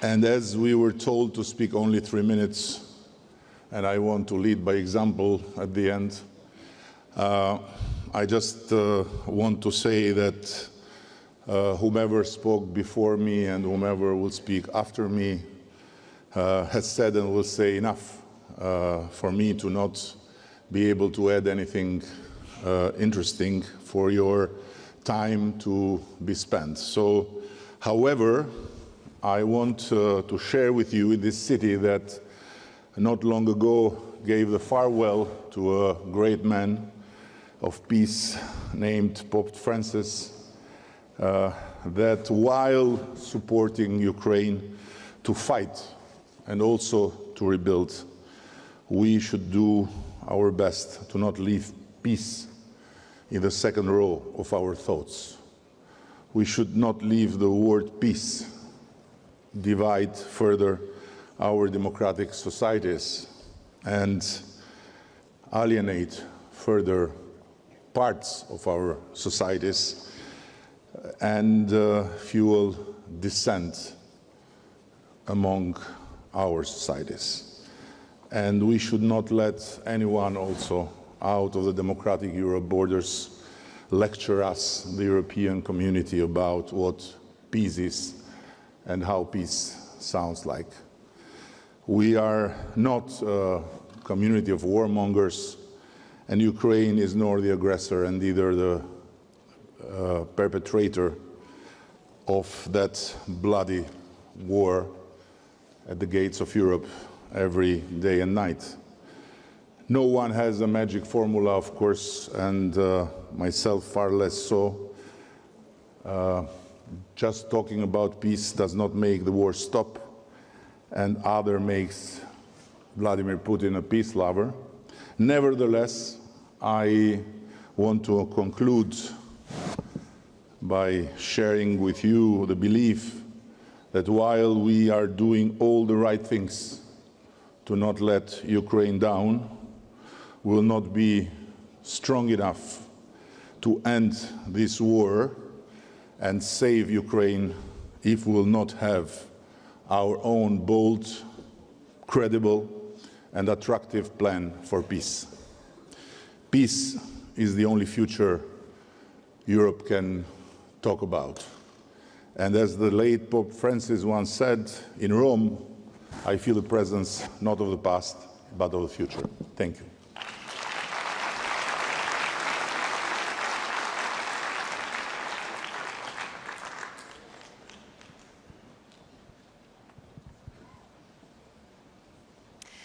We're now pleased to welcome His Excellency Dick Schoof, Prime Minister of the Kingdom of the Netherlands.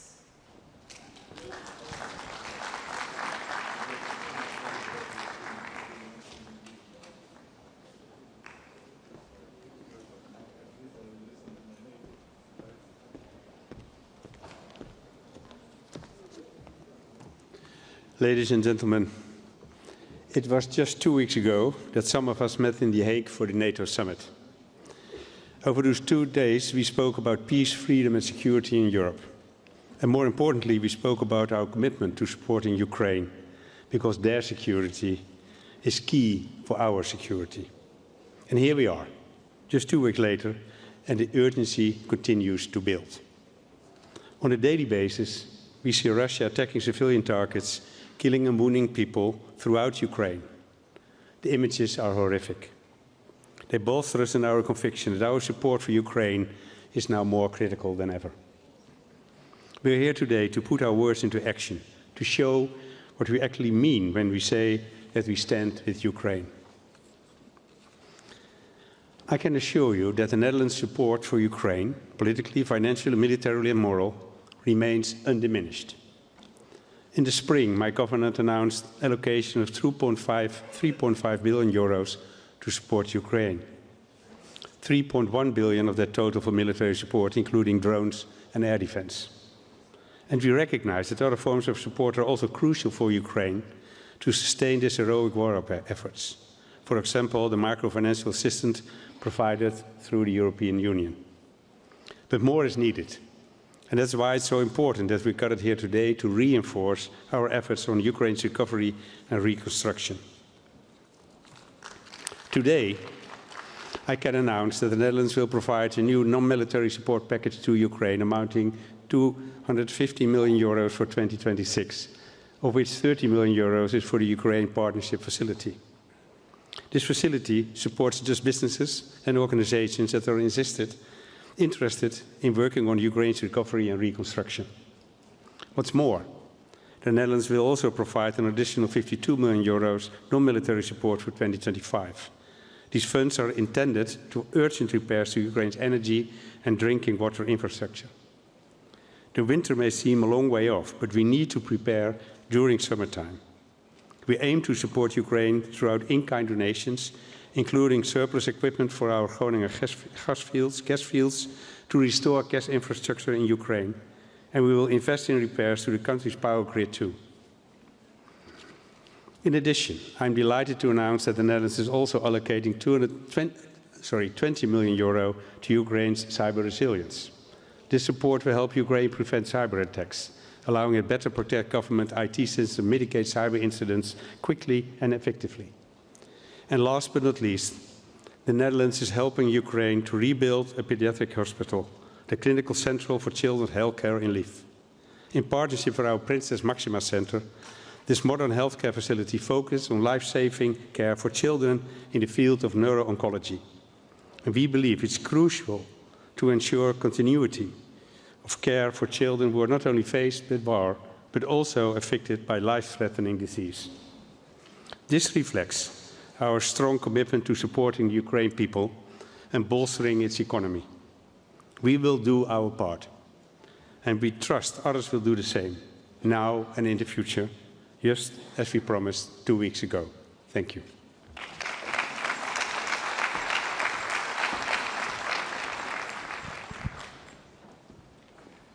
We now invite His Excellency Keith Kellogg, Special Envoy of the President of the United States of America.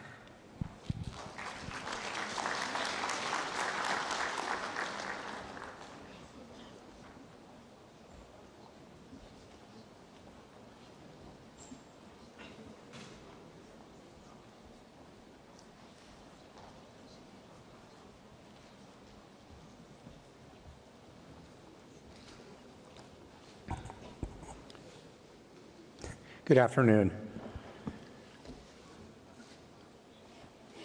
Prime Minister Meloni, President Zelensky, President von der Leyen, colleagues, good morning. It's an honor to be with you today and this week. I've been here all morning, and before we get a little bit further, I would like to say a comment was made by the great Chancellor of Germany, Chancellor Merz, to Donald J. Trump, and he said it in my native language, which is English.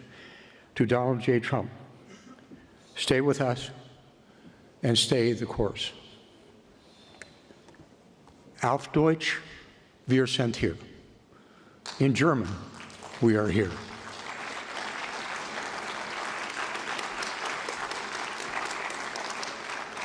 As we pursue peace between Russia and Ukraine, it is imperative that a full cessation of hostilities be followed immediately by a comprehensive reconstruction effort for Ukraine.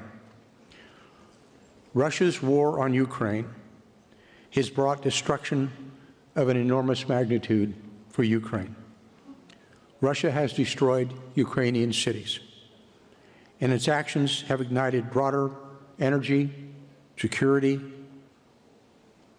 agricultural, food, refugee, and economic crisis. The attacks just this past week in their enormity are simply horrific. Schools, hospitals, apartments, and other civilian infrastructure have all been subject to Russian attacks, resulting in the senseless killing of Ukrainian civilians, including women and children. This must stop. After multiple years of war, continued casualties on both sides have surpassed millions, numbers that are unheard of since World War II. This level of death and destruction, again not seen since World War II, is a guiding motivation behind President Trump's mandate to achieve peace in this deadly conflict. a just peace. The destruction caused by the war is also why the United States is partnering with Ukraine to see a full restoration of this nation following a peace settlement. The United States recognizes that rebuilding Ukraine will be an enormous yet critical task that will have implications on the broader European region.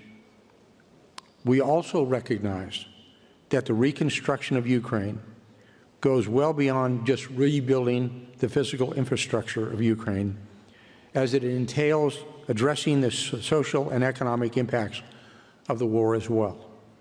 This includes safely bringing back all Ukrainian refugees, securing the return of all illegally kidnapped Ukrainian children, ensuring that veterans of Ukraine's armed forces are given the proper care for their rehabilitation back into Ukrainian society, and undergoing a comprehensive demining operation to ensure safety for all Ukrainians in the future.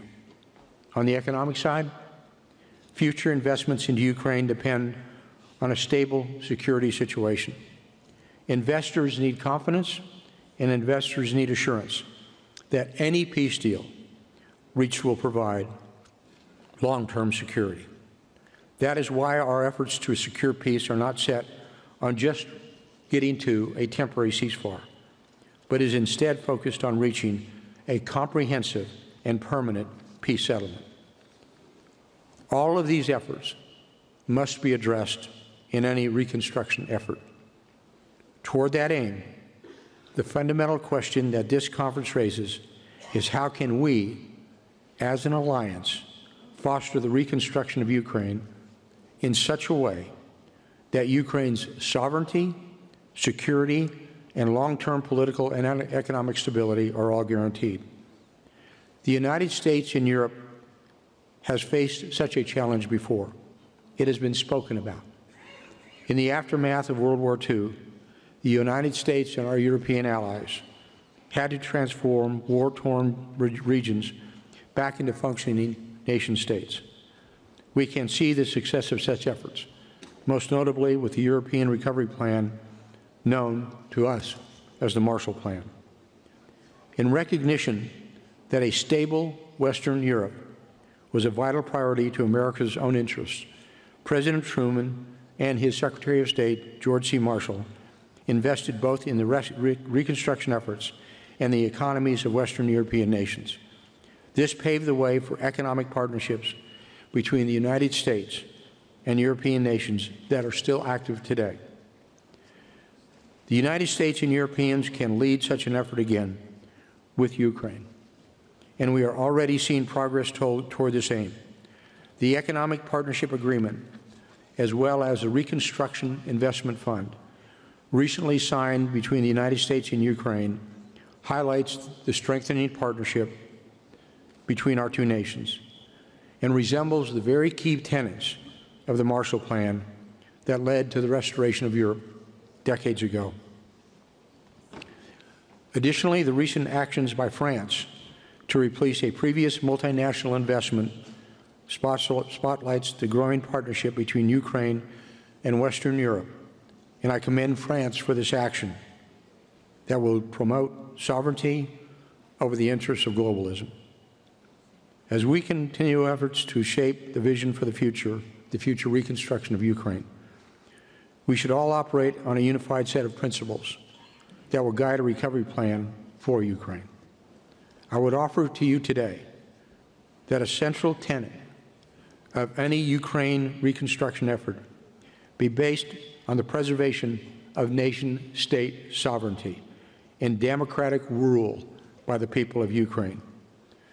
In the United States, the opening line of our Constitution is, "We the people." It is a clear signal that our constitutional republic is accountable to the citizens of our nation, and that our government works to protect and advance the interests of our own people and nation's sovereignty.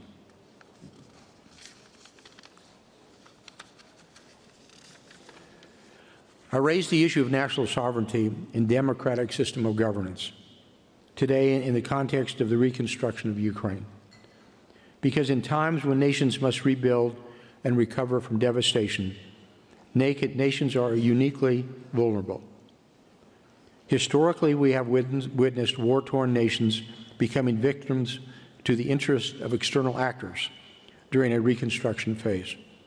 We saw this in the Reconstruction era following the wars in Iraq and the wars in Afghanistan, as outside corporations and entities exploited the vulnerability of these war-torn countries and their interim governments for profit.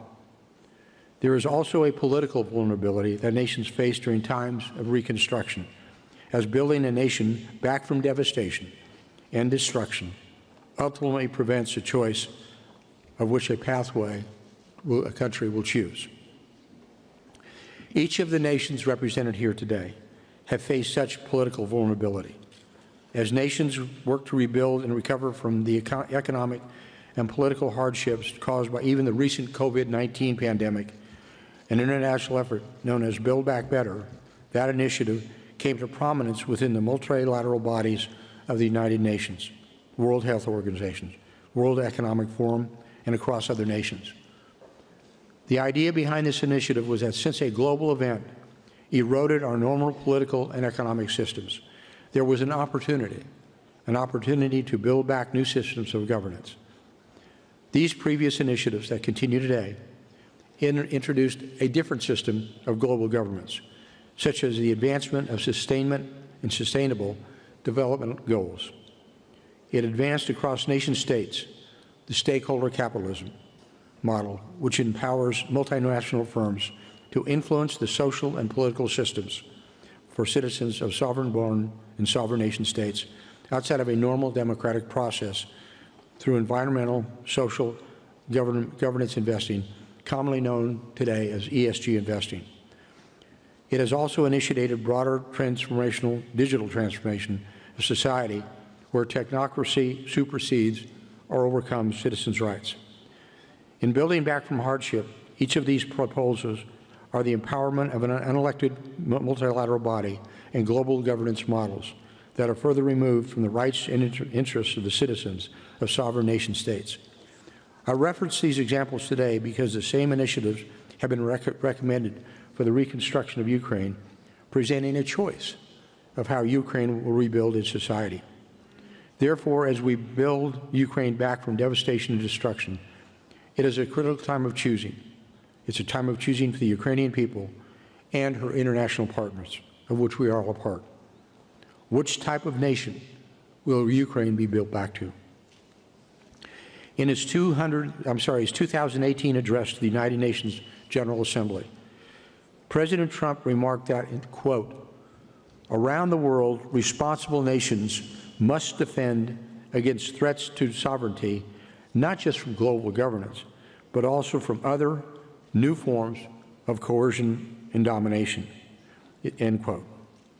It is this same principle that I encourage today for Ukraine and Ukraine's partners to uphold in our efforts to rebuild a sovereign Ukraine. Namely, that we prioritize reconstruction efforts that will empower local governments, foster entrepreneurship amongst the Ukrainian people in a free market economy, and promote accountable decision-making through duly elected government. These efforts will help ensure a sovereign Ukraine, which prioritizes a system of checks and balances, transparency, and the democratic rule of law. Thank you all for being here, and I look forward to hearing from the leaders represented here today and the rest of the conference. Thank you very much.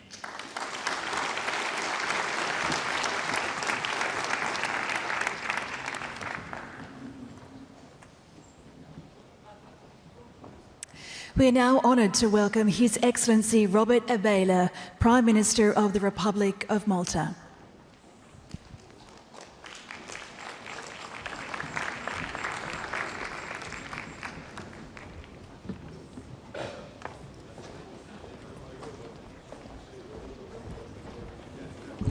Good afternoon to all. Excellencies, distinguished guests. I would like first of all to congratulate Italy and Ukraine for the successful organization of this conference, colleagues, more than 1,200 days have passed since Russia's illegal invasion of Ukraine.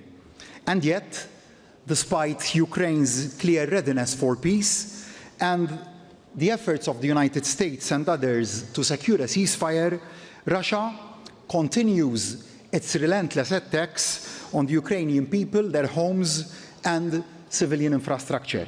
In the face of these attacks, the extraordinary resilience of the Ukrainian government and people commands our deepest respect. Your strength continues to inspire our collective commitment to peace and to Ukraine's recovery. Malta stands firmly with Ukraine in this vital endeavor. Malta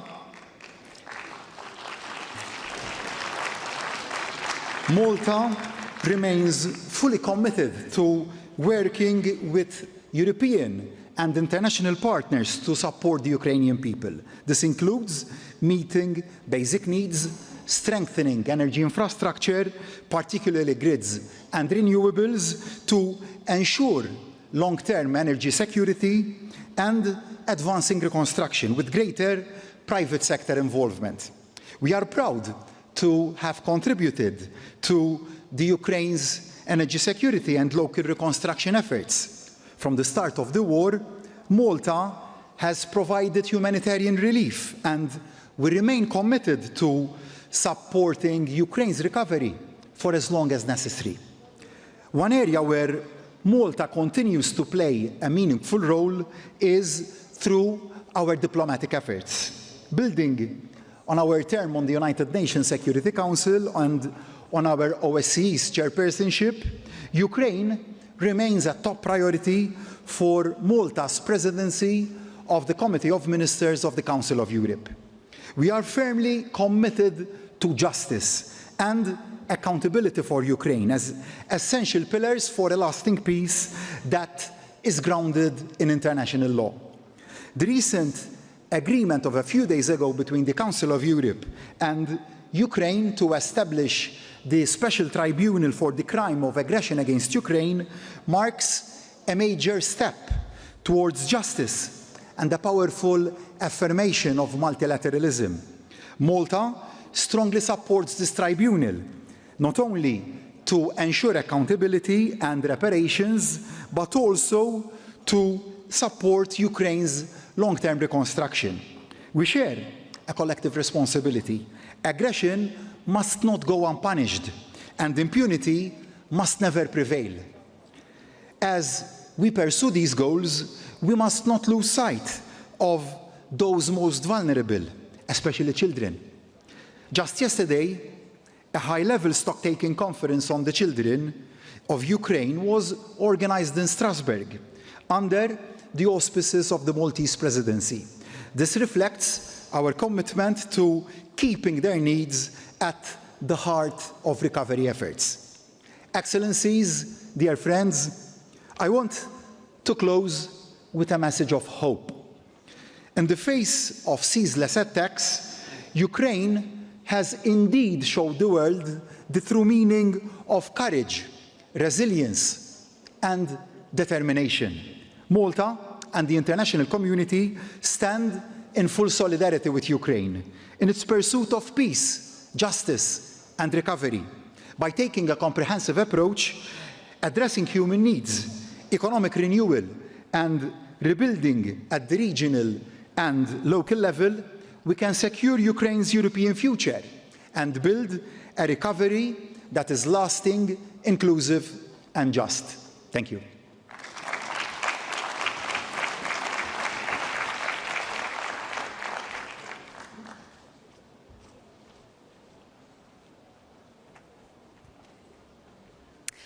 It is now a pleasure to invite His Excellency Kyriakos Mitsotakis, Prime Minister of the Hellenic Republic.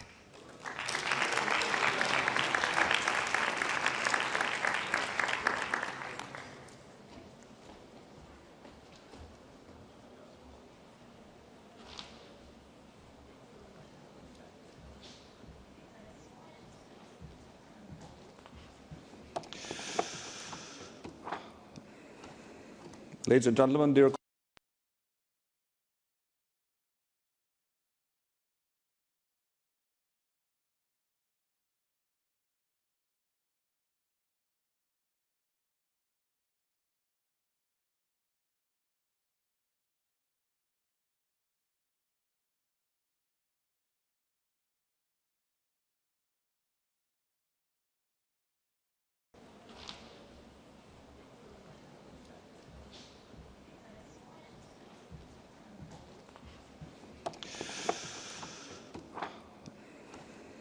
Ladies and gentlemen, dear colleagues, I'll try to be brief because I want to show respect to all of you, and in particular to my colleagues who have been patiently waiting their turn. We gather today in Rome not only as friends of Ukraine, but as defenders of the values that bind Europe together. Ukraine's courageous resistance, now in its fourth year, is not only a fight for national sovereignty, but also for democracy, dignity and freedom. And by coming together to support Ukraine's recovery, we reaffirm a fundamental conviction that resilience, when reinforced by solidarity, paves the way for renewal. Greece stands firmly with the people of Ukraine, and our message is clear and consistent from the very beginning of this atrocious war. Borders cannot be changed by force, and aggression must never be rewarded. And we must increase our collective pressure on Russia with the aim of securing a just ceasefire, ultimately a fair and lasting peace, and one that respects Ukraine's territorial integrity and its European future. And I commend Italy for hosting this important conference. Over the past 3 years, the Ukraine recovery conferences have shown what we can achieve when we act together. But the road ahead requires greater coordination, and it certainly requires stronger commitment, both in Europe and globally. Ukraine needs a long-term reconstruction strategy, one that reflects the scale of destruction and the depth of the sacrifice that the Ukrainian people have made. The four focus area today, business, human capital, regional recovery, and EU integration, are interlinked pillars of this success. Progress in each demands both ownership by Ukraine and cooperation amongst partners. Despite the immense hardship the country has to endure, Ukraine has demonstrated remarkable macroeconomic resilience, as well as adapting to the demanding prerequisites of the EU accession process. At the European level, we have been steadfast in our support to Ukraine, and the Ukraine facility remains a vital instrument in the reconstruction effort. It must be backed by the necessary resources and the necessary political will. However, we know that public funding is not enough. We must bring the private sector fully on board in this reconstruction effort, and this means creating the right conditions, mitigating risk, providing guarantees, building strong and transparent institutions that investors can trust. And only through these synergies between states, institutions, and businesses across borders can we lay the foundations for a resilient and prosperous Ukraine. Greece is particularly focused on southern Ukraine, and especially the city of Odessa, a city which has deep historical ties to my country and is a strategic hub of importance in the Black Sea. Greece is committed to supporting its recovery and future, and we see southern Ukraine as a vital link between the Black Sea, southeastern Europe, and the Mediterranean. As I recently emphasized in Odessa, we envision a strategic connectivity corridor between the Greek port of Alexandroupoli and the city of Odessa, integrating energy, transport, and trade, a project that serves both Ukraine's recovery and Europe's broader energy and economic resilience. Together with our partners in the region, we are already contributing, helping to advance Ukraine's energy security through the vital vertical corridor, a critical infrastructure project with significant potential. Greek companies are represented here today as stepping forward, exploring partnerships in key sectors, from clean and green energy to infrastructure, health services, logistics, maritime transport, and defense. In all this, our goal is clear: to contribute meaningfully to the rapid, tangible reconstruction of a free, sovereign, and democratic Ukraine. As our countries did after the war, my country was ravaged not only by the Second World War, but also by a civil war, and we managed to rebuild ourselves with significant American assistance at the time. And I commend the comments that I heard from the American representative that Europe and the United States will stand hand in hand, not only in securing the vital peace, but also in building a free and prosperous Ukraine. Thank you.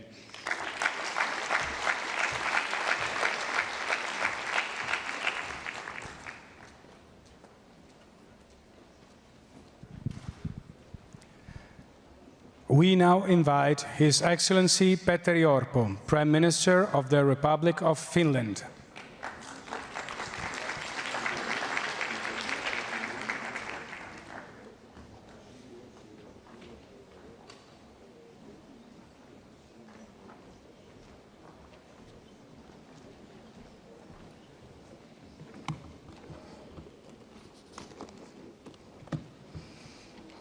Dear colleagues, ladies and gentlemen, let me first thank Prime Minister Giorgia and President Zelensky for organizing this conference.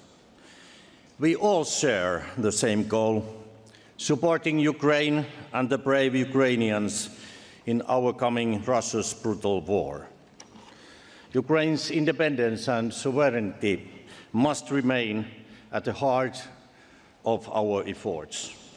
It is our duty to continue our strong support for Ukraine for as long as necessary. You can count on Finland in this regard. We have today published our country program for development cooperation in Ukraine for 2025 to 2028. Supporting the civilian sector is vital to the resilience of the entire Ukrainian nation.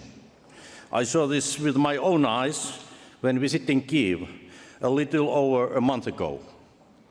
Despite the ongoing war, Ukrainians have set their sights on the future, embracing hope and the promise of reconstruction. This vision goes beyond simply repairing the damage caused by the war. Reconstruction is not only a process of recovery, but a powerful opportunity for renewal. Finland has developed new instruments to engage Finnish companies in Ukraine's reconstruction efforts, while bringing EU standards and expertise to support Ukraine's European integration. We are already seeing the first Finnish investments, and the number of Finnish companies present in Ukraine is steadily increasing. In Finland, preparedness forms the backbone of our security strategy. We believe that true security is built together with a whole-of-society approach. This is why Finland has launched an international coalition on civil protection shelters together with Ukraine. Ukraine aims to build more than 10,000 new civil defense shelters over the next 10 years. The shelter coalition will coordinate international support for building a sustainable, scalable, and resilient civil protection shelter system aligned with Ukraine's national objectives. And I welcome all interested partners to join the coalition through the European Union's Ukraine facility. Despite the war, Ukraine is making steady progress on its European path. We, members of the European Union, must respond with unity and clear commitment to Ukraine's future in the European Union. That is where Ukraine belongs. Thank you.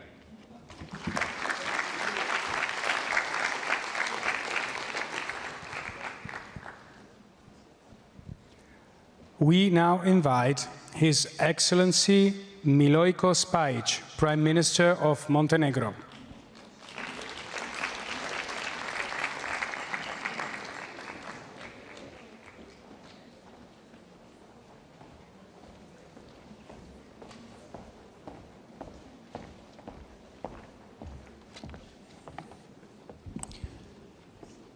Your Excellencies, ladies and gentlemen, today in the eternal city of Rome, we gather to reaffirm our shared commitment. International law and the sovereign will of nations must prevail over violence and coercion. Democratic values are the foundation of the modern world, and the democratic world cannot and will not tolerate the reckless act of aggression against the sovereign and internationally recognized state.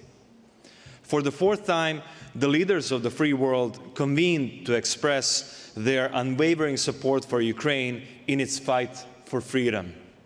This is not only Ukraine's struggle, it is a shared fight for the future of Europe and the entire democratic world.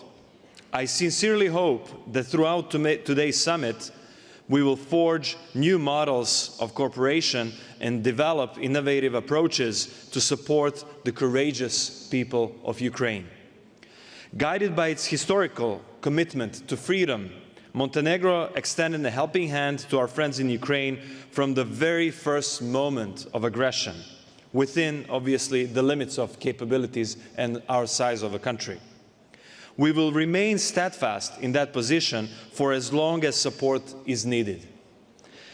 Montenegro was the first country outside of the EU to adopt a legal framework for temporary protection, entry and residence of persons from Ukraine on its territory. Moreover, when measured per capita, Montenegro ranks among the countries that have received the highest number of refugees from Ukraine and gave the most financial support, demonstrating our humanitarian responsibility, solidarity, and dedication to the universal values of human rights protection. We fully welcome and support all international efforts aimed at finding a peaceful resolution to the conflict in Ukraine. We support the ongoing discussions within European institutions and international forums regarding mechanisms to ensure justice for the victims of the aggression. Justice may be slow, but it's attainable. We, from the Balkans and from the former Yugoslavia, understand that all too well. Additionally, we support all financial measures aimed at limiting the sources of funding for the aggression. A peaceful resolution, in our view, must be fair and acceptable primarily to the Ukrainian side as the victim of aggression. Regarding Ukraine's recovery, we stand ready to provide all available capacities to help Ukraine return to normalcy as swiftly as possible. Distinguished colleagues, with hope for a swift return to peace, I wish us all a productive conference, one that delivers real solutions and brings Ukraine closer to the peaceful, prosperous future its people deserve. Thank you so much.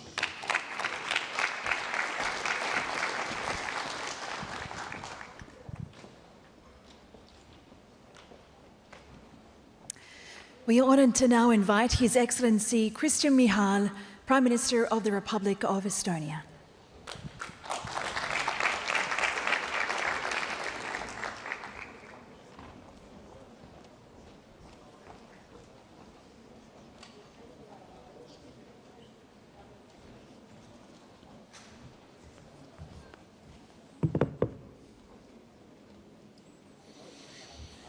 Prime Ministers, Excellencies, ladies and gentlemen.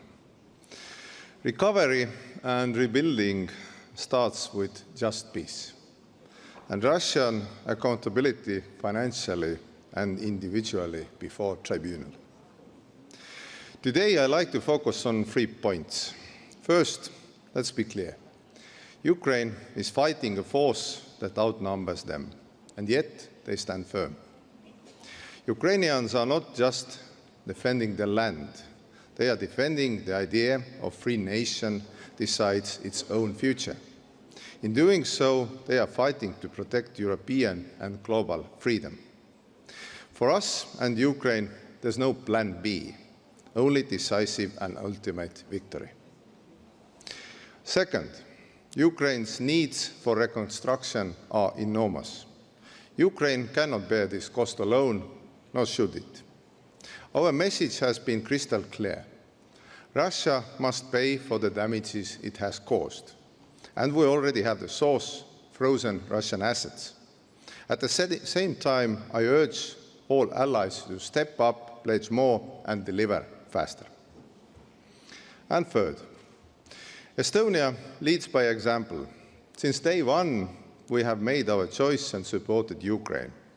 Estonia is the world's largest supporter per capita, contributing 2.6% of our GDP to Ukraine. Recovery takes more than money, it needs coordination. That is why we launched the Tallinn mechanism, co-funded the IT coalition for military assistance, and strengthened civilian cybersecurity. Estonian experience shows that the reconstruction is possible already during the war. Our cooperation in the Žõtomõr Oblast, from modern family homes to smarter social systems, proves that investing in people matters. We all deliver hope. We have a lot more to share from our reform experience, including in digital and governance. And at the same time, we have a lot to learn from Ukraine's resilience and courage. Together, we can help Ukraine win the war, rebuild this country, become a member of EU and NATO. And to seal this commitment, Estonia, together with our Ukrainian friends, will host Ukraine Recovery Conference in 2027. And we invite you all, governments, businesses, everybody, to join us in Tallinn. Thank you.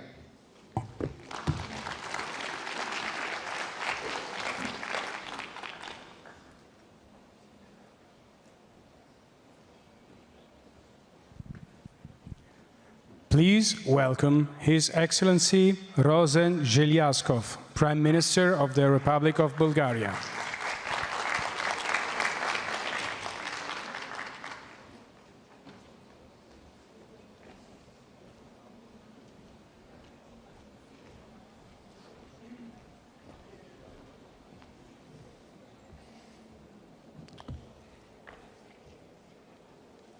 Your Excellencies, dear colleagues, dear Commissioner,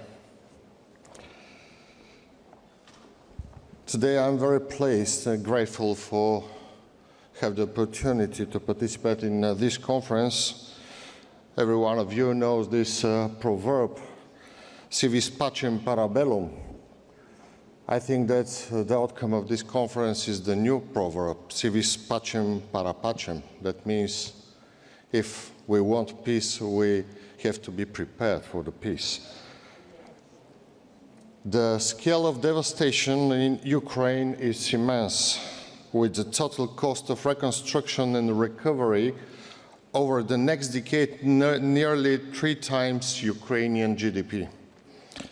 Our collective commitment is to help Ukraine not just rebuild, but to build back better, creating a truly modern and resilient nation that is deeply integrated into the European future based on the following pillars. Firstly, restoring critical infrastructure with immediate priorities to repair the energy system, transport links and essential services like water and sanitation. Bulgaria is prepared to assist Ukraine in this endeavor. As one of only 2 EU member states with a Black Sea coastline, Bulgaria holds a significant responsibility opportunity to shape Black Sea policy within the European framework. Bulgaria is strategically positioned to coordinate cross-sectoral recovery initiatives encompassing areas such as energy, navigation and port security, climate resilience, hydrology and marine biology. The new EU strategic approach for a secure, prosperous and resilient Black Sea region comes at a critical moment. It offers a platform to integrate economic, environmental and defense cooperation among EU member states and regional partners, including Ukraine, Turkey and Georgia. Improving connectivity in our region requires investment and in train links and road transport as a means of promoting intermodality. A direct rail link between Odessa in Black Sea and Alexandroupolis on the agency will shorten transit times and open up additional opportunities for Ukraine's export. Secondly, as far as energy connectivity is concerned, I'm pleased to announce that at the end of May, the construction of the vertical gas corridor was officially launched. This key project will facilitate the transmission of gas in a south to north direction, thereby strengthening Ukraine's energy security.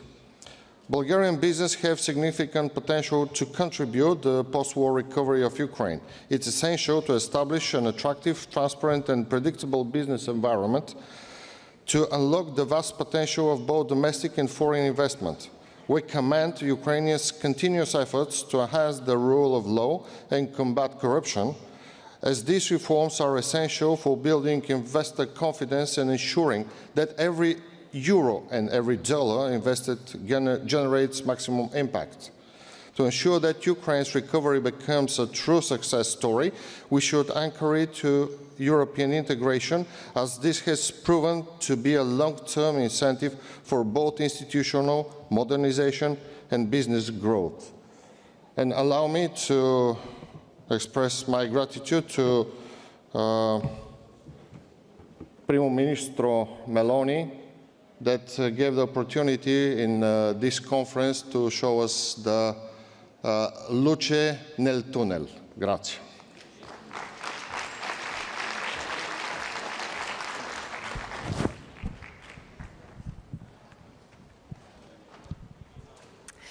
To conclude this session, please join me in welcoming His Excellency Archbishop Paul Richard Gallagher, Secretary for Relations with States and International Organizations for the Holy See.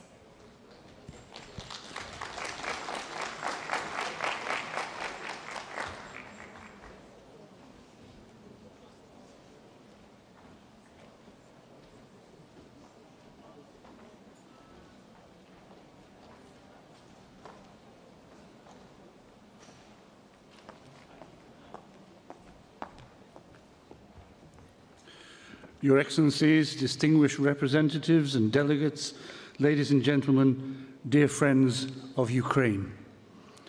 On behalf of the Holy See, I would like to express my gratitude to Italy for hosting this conference. After Lugano, London and Berlin, the journey now continues in Rome, the city from which the late Pope Francis and now Pope Leo XIV have repeatedly raised their voices for peace and in defense of the dignity of every human person. The Holy See is convinced that material reconstruction will only be successful if it is accomplished by an authentic rebuilding of the human and spiritual fabric of the country. From the beginning of the conflict and up to date, ecclesial solidarity has been expressed in various initiatives.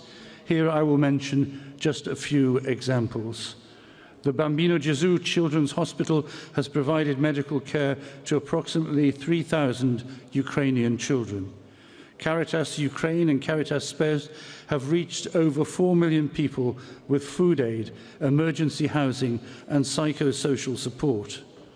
The Office of Papal Charities coordinated more than 260 truck convoys of basic necessities to various cities. The humanitarian aid provided by Caritas and the other Catholic organizations can be estimated at over 500 million euros. Rebuilding, first of all, means mending hearts, relationships and trust. In light of this, we propose some paths for a truly integral reconstruction. The person at the center. Rebuilding Ukraine means first and foremost restoring hope to its children. The Ukrainian Greek Catholic Church has already opened a mental health center in Kyiv. The Latin Catholic Church also runs a rehabilitation center in Chemyetsky.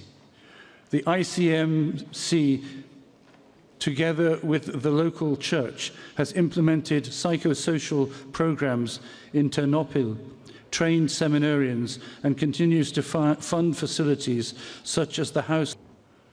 Rebuilding Ukraine is a task that no country can tackle alone.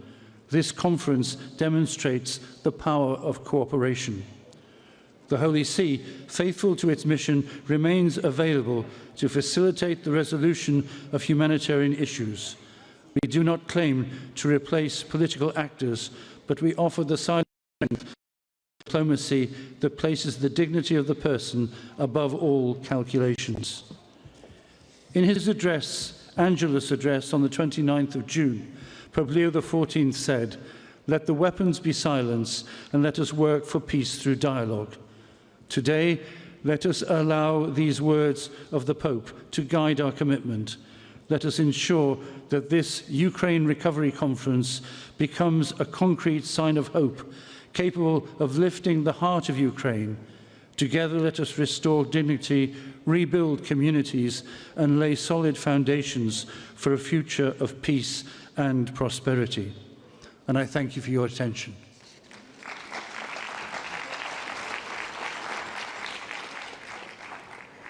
We now invite His Excellency Giancarlo Giorgetti, Minister of Economy and Finance of Italy.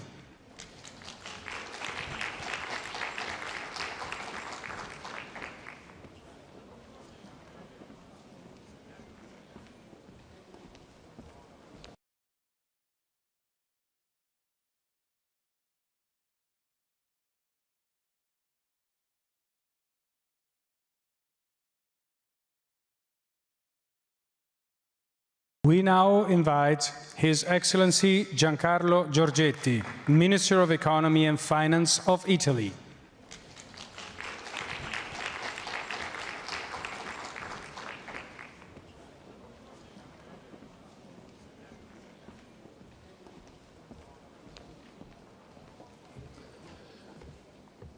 Gentili partecipanti, stimati oratori, signore e signori, è un grande onore per me incontrarvi qui a Roma in occasione della conferenza sulla ricostruzione dell'Ucraina e voglio iniziare con un saluto particolare ai partecipanti di quella che sarà la sessione finanziaria a cui non potrò partecipare, dovendo partecipare ai lavori del Senato concomitanti, e in particolare il Ministro delle Finanze dell'Ucraina, Sergei Marchenko, e il Ministro delle Finanze del Canada, François-Philippe Champagne, Presidente di turno del G7, oltre che ovviamente al Commissario europeo Valdis Dombrovskis, a Nadia Calvino, Presidente della Banca degli Investimenti Europea, e Odile Renaud-Bassot, Presidente della Banca Europea per la Ricostruzione e lo Sviluppo, Carlo Monticelli, Governatore della Banca di Sviluppo del Consiglio d'Europa, e il Direttore Generale delle Operazioni per l'Ucraina del Gruppo Banca Mondiale, Anna Biger. Vorrei inoltre esprimere il mio personale apprezzamento al collega ucraino Sergei Marchenko, che ha dato costantemente prova di eccezionale dedizione e leadership nell'affrontare le sfide senza precedenti che si sono succedute a partire dall'inizio dell'invasione russa sul territorio ucraino. Ci tengo inoltre a veicolare un messaggio di solidarietà e ammirazione per il popolo ucraino, un popolo coraggioso e determinato nel difendere il proprio territorio e soprattutto la propria identità. Vorrei che il nostro comune e indiscusso impegno a favore della ripresa e la ricostruzione dell'Ucraina si traduca in un importante messaggio di speranza per il presente e fondamento di futura prosperità. Il protrarsi di questo tragico conflitto, d'altra parte, ci costringe a mantenere o addirittura intensificare i nostri sforzi, e questo evento vuole rappresentare l'occasione per mobilitare risorse finanziarie e assistenza tecnica a sostegno della ricostruzione ucraina, ma anche fornire un'importante piattaforma che rafforzi ulteriormente gli scambi e la collaborazione tra tutti gli attori coinvolti. L'Italia ha giocato un ruolo chiave nel lancio dei prestiti HERA, Extraordinary Revenue Acceleration, nel corso della passata presidenza G7. L'iniziativa procede con successo e metterà a disposizione all'incirca 50 miliardi di dollari di nuove risorse per l'Ucraina. La situazione rimane d'altra parte estremamente critica e non possiamo escludere in questa fase la necessità di ulteriori fabbisogni finanziari il prossimo anno. Su questo il G7 e l'Unione Europea continueranno a svolgere un ruolo chiave nel finanziamento dell'economia ucraina. A tal proposito, credo fermamente che una risposta efficace alle necessità di investimento e ricostruzione del Paese debba contare su una combinazione bilanciata tra iniziative bilaterali e multilaterali. E in tale contesto, pertanto, mi sento di ribadire con fermezza il nostro pieno impegno, in collaborazione con le banche multilaterali di sviluppo, alla mobilitazione delle risorse necessarie a sostenere tutti i settori strategici dell'economia ucraina. La ricostruzione del Paese richiederà l'impiego di risorse straordinarie da parte del settore pubblico, privato, nazionale e internazionale e, non ultima, l'azione coordinata di tutti gli attori rilevanti. Ed è pertanto con estremo piacere che sono lieto di annunciare che il Ministero dell'Economia e delle Finanze italiano intende partecipare a un accordo con l'Ucraina, G2G, per l'ammontare di 50 milioni di euro. Tale finanziamento consentirà l'acquisto di beni e servizi ritenuti essenziali alla ricostruzione. L'obiettivo di tale iniziativa è quello di contribuire alle necessità più pressanti del Paese e allo stesso tempo dare sostegno alle eccellenze italiane nei settori nei quali sono in grado di offrire esperienza e soluzioni di qualità. Inoltre, nostra intenzione è contribuire con 100 milioni di euro al programma ERA, Economic Resilience Action, EFC, da parte del gruppo Banca Mondiale. E questo testimonia la nostra volontà di rafforzare la capacità di EFC a sostegno dello sviluppo del settore privato ucraino. Obiettivo questo perfettamente in linea con quelli alla base dell'intera conferenza di oggi. Ho anche il piacere di annunciare un ulteriore contributo di 10 milioni di euro per la realizzazione di un progetto BERS nel settore agroalimentare. Il programma ha lo scopo di modernizzare l'industria agroalimentare ucraina, facilitandone al contempo l'integrazione nelle catene di valore globale. Voglio sottolineare che tutte queste iniziative verranno finanziate con nuove risorse a dono, con la chiara intenzione di non pesare ulteriormente sul bilancio pubblico ucraino. Infine, l'Italia ritiene che la cooperazione tecnica sia fondamentale e rappresenti un caposaldo per una ricostruzione efficace e sostenibile. Ed è a questo scopo che intendiamo contribuire con 1,52 milioni di euro all'iniziativa FIRST, anche questa di BERS, per la creazione di un fondo di cooperazione per la preparazione dei progetti, con risorse a valere su un fondo bilaterale detenuto dall'Italia presso la banca. Accanto agli impegni bilaterali assunti dall'Italia, voglio congratularmi con le banche multilaterali di sviluppo presenti oggi per la determinazione mostrata a servizio dell'Ucraina.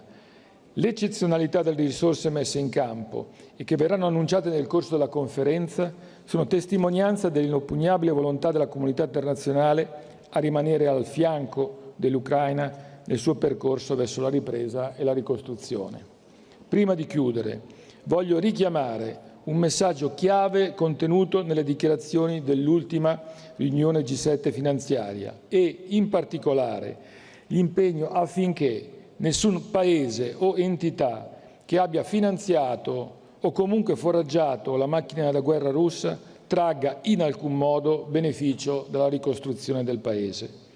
Concludo. È ferma intenzione dell'Italia rimanere al fianco dell'Ucraina, insieme ai nostri partner internazionali, in uno spirito di genuina responsabilità condivisa e solidarietà.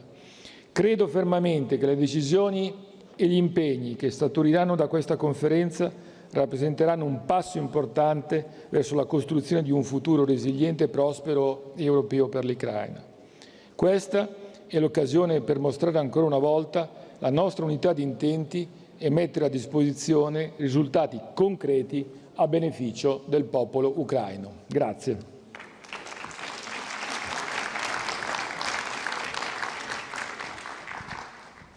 We now begin the third plenary session, which marks the official opening of the Recovery Forum. To open the session, we now invite Her Excellency Yulia Sviridenko, First Vice Prime Minister and Minister of Economy of Ukraine.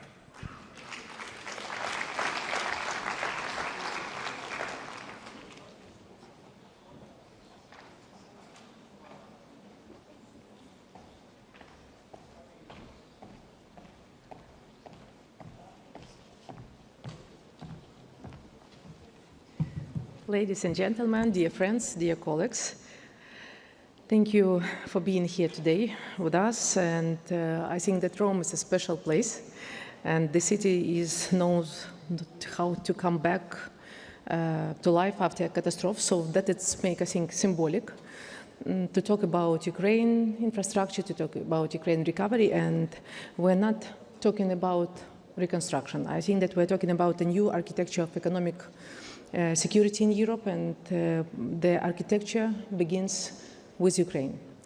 So I will show you a small video.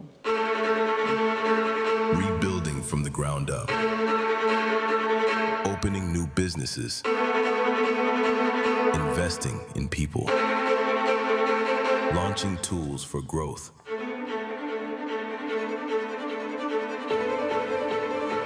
Risk mitigation tools, financing programs, creating transparent rules, partnering with the international community.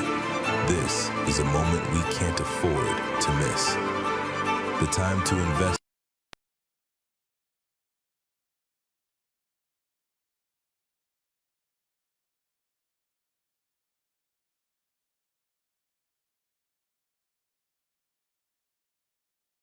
Start with a few numbers and a few figures. And first of all, it's GDP. In 2024, Ukraine's GDP reached $191 billion. It's almost pre-war level. It's 96% of pre-war level. 90% of the enterprises have resumed operation, and since this full-scale invasion, more than 110 new civilian factories have been built or under construction. It's despite the constant massive attacks that we are experienced every day. So Ukraine shows remarkable resilience. Our focus for 2026 to 2028 is stable annual growth or above 5%. In 2024, we secured over 41 billion in external financing, mostly concessional loans, but also grants from the United States, Japan, South Korea. And despite the war, Ukraine is holding firm and creating new opportunities for businesses. First, our economy is staying strong. Second one is we understand perfectly well that reconstruction opens massive investment potential. More than 500 billion in investment needs have been identified. As we move toward greater stability, risks are decreasing. The government and international partners are working on effective guarantees to protect investment. And the third one, of course, is EU integration. And Ukraine is on a steady path toward EU integration membership. This means access to the market with 450 million consumers. And we already completed key reforms to align our economy with EU standards. Ukraine already offers a full set of infrastructure, of incentives for investors. Among them is industrial parks that are providing tax and custom incentives. We're also providing different types of granting money, of loans. We update our PPP legislation and streamline procedures. Now we're very focused on training and retraining Ukrainian workers. And these tools are already delivering results. Last year, 3 large projects with over 12 million euro in investment each received 30% capex reimbursement from the state. So also we have a great mechanism. I'm very grateful to the European Commission, to our friends for the Ukraine investment framework. It's a second pillar, and this pillar allows to provide guarantees and blended finance. And now this granted money is available and loans money available for Ukrainian private sector. So 1.4 billion is already available in supporting the first projects, including Galnaftogaz, Astarta, Data Volia Group. At URC, today we're going to sign additional 2.3 billion in new guarantees and grants, which could help to unlock up to 10 billion euro in total financing. These funds support, first of all, for SMEs. We understand perfectly well that SMEs is a backbone of our economy. This finance would help to unlock the investment in infrastructure and industrial investment. Also to set a strategy and to provide you information about the projects that are the top priority for Ukrainian government, we set up a single project pipeline. So now it consists of 800 public infrastructure projects. The project preparation facility helps to shape bankable projects in public and in private sectors, and we now have an investment portal covering 10 different sectors, which newly launched in March, marking to connecting investors with ready-to-go projects. For this conference, we also published an updated investment catalog, 250 investment-ready cases across 11 sectors, seeking for 40 billion euro in total capital. In parallel, we are presenting our foreign direct investment strategy developed with the World Bank, IFC and other partners, part of our wider governmental vision for investors operating in Ukraine and planning to invest to Ukraine in the next few years. So our efforts have already delivered results. Over the past year, we signed several government-to-government agreements. I would say it's a very efficient tool. So we have signed this agreement with Switzerland, with France, with South Korea. At this conference, we're also expanding agreements that we have with Switzerland and sign a new one with the Netherlands for 35 million euro. We call on other countries, so we want you to join and sign G2G agreement and to incentivize in such a way your companies to invest in the country, to take risk, and to incentivize them not to wait until the war will be finished and to set up businesses now when the war is still ongoing. To make investing in Ukraine not just profitable but practical, we are providing real business tools. So industrial parks offer ready-made infrastructure, utilities, and saving on equipment and construction. Also, we have a budget support program. It calls supported of major investment for projects of 12 million euro and more. The government co-financed up to 30% of capital costs. Also, privatization and PPP. So we launched PPP and expecting agreements over 1 billion. And we are preparing large-scale privatization and updating the legislation. And of course, war risk insurance, today provided by MIGA, by DFC, by Ukrainian insurance company, and 15 foreign export credit agency. And at the screen you might see the most promising areas from our perspective. And Ukraine aims to build a modern, resilient energy system. Key opportunity includes renewables, smart grids, energy storage, and transmission upgrades. If we speak about agri-food, of course, we are focusing on added value production. Investors are welcome in food processing, packaging, storage, and cold logistics for export. In transport and logistics, so we reoriented supply chain. Ukraine prioritized investment in rail, in ports infrastructure, in logistic hubs, in intermodal terminals. And of course, IT and digitalization. Ukraine's IT sector remains very strong. And opportunity exists in GovTech and cybersecurity and AI in FinTech, and of course, defense and critical raw materials. Defense is we're scaling up our defense production, and now we are a well-known country that can produce drones, vehicles, and repairs. There's demand for a co-production, tech transfer, and supply chain integration. And of course, I want to invite to our URC Business Fair to witness Ukraine's transformation. The National Pavilion includes 3 main components. Invest in Ukraine, so over 250 projects across 11 sectors. Also, you might see industrial parks, 27 fully prepared sites across the country, and business fair site. More than 30 Ukrainian companies are featured in the URC Business Fair. So I am welcome you to visit a business fair and to see by own Ukrainian business, and I think that actually it's our greatest value. It's Ukrainian skilled people and Ukrainian business that are actually the symbol of resilience for us. So Ukrainian Pavilion is a dynamic multimedia space that can provide you and showcase to you investment opportunities, industrial parks, human capital, and key initiative from Ukrainian government. So investing in Ukraine, it's not just about the profit.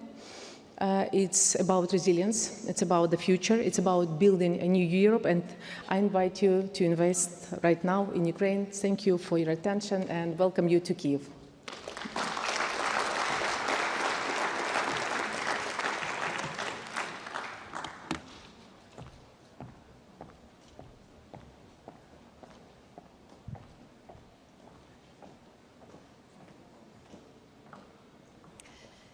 We're now pleased to welcome Her Excellency Marta Kos, European Commissioner for Enlargement.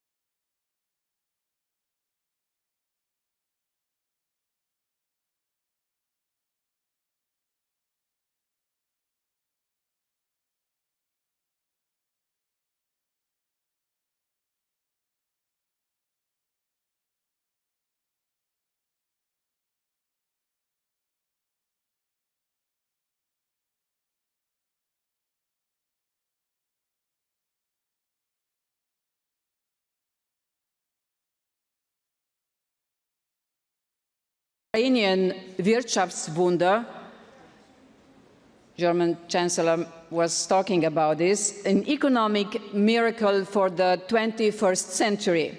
Ukraine has the potential to be a hub in Europe's industrial and digital transitions, leapfrogging towards a modern economy, much like Czechia, Poland, Slovenia, and others did in the past 3 decades.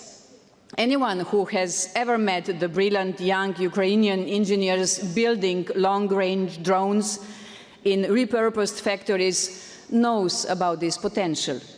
In the last few months, I have joined roundtables with business leaders in Paris, in Copenhagen, in Prague, in The Hague. I was impressed by how much European businesses are determined to join the reconstruction effort. In France, I met a company that is planning to rebuild water and waste management system. One of the best in the world is this French company. In the Netherlands, I was told they are putting together clusters of companies so they can bid for large projects together. The needs of Ukraine can only be met if the private sector pulls its weight. Luckily, interest from the EU companies is huge. Last year, the Commission published a call for EU companies interested in investing in Ukraine. The response was immense. We got project proposals worth many billions of euros. They all want to work with us on tailor-made, EU-backed de-risking arrangements. Interest was so strong that the European Commission extended the call until October and widened its scope to also include Ukrainian-based companies. This is a call to action to the business leaders here in the room. We already have some great success stories, so it is not only about the future. Last year, a French investment holding used EU financing to acquire LiveCall, one of Ukraine's mobile operators, and Volia, an internet provider. The 1.5 billion deal was the biggest foreign direct investment in Ukraine in the past 2 decades.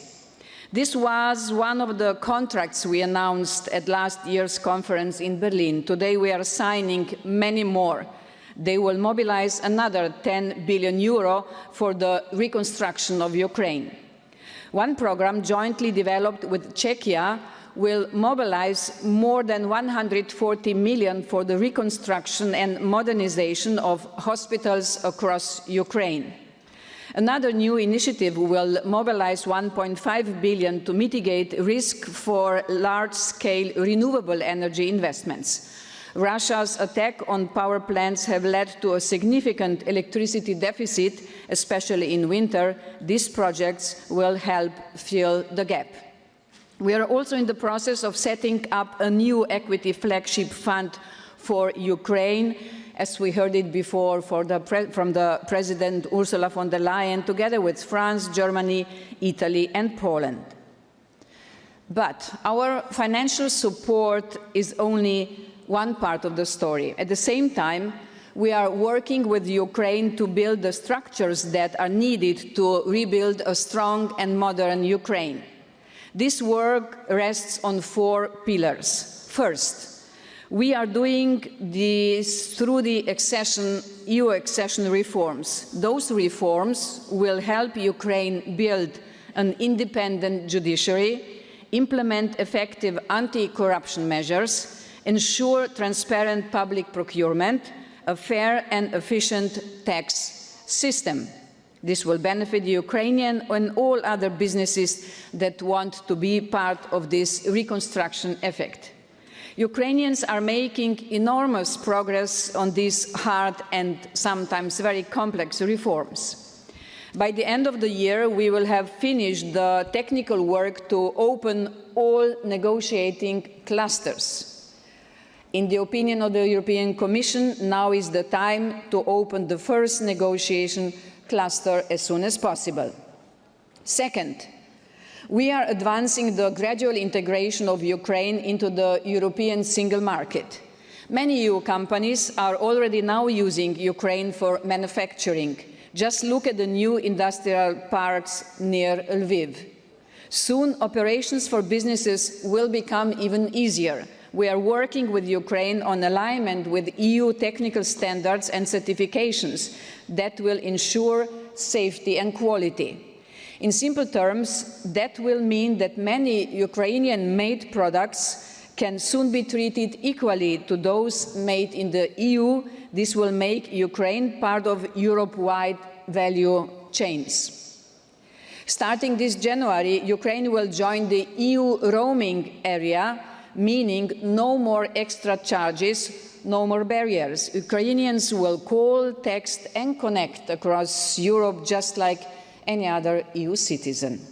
This is a sign of belonging, of shared destiny and of the future we are building together. And this shared future includes our collective security. Ukraine's innovative and fast-scaling defense industry will be essential for a stronger, more integrated European defense industrial base. Under the EU's SAFE instrument, €100 billion loan programme for defence investment projects, EU member states can acquire defence technologies and weapon systems from companies established in Ukraine. Many European and Ukrainian businesses are already working to develop cutting-edge defence systems. Denmark, for example, is using a pioneer approach by directly buying Ukrainian-made defense equipment such as Bogdana howitzers and long-range drones for the Ukrainian army.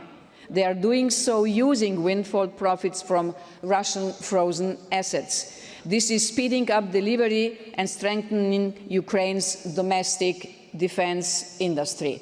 Thank you, Denmark, for this inventive approach.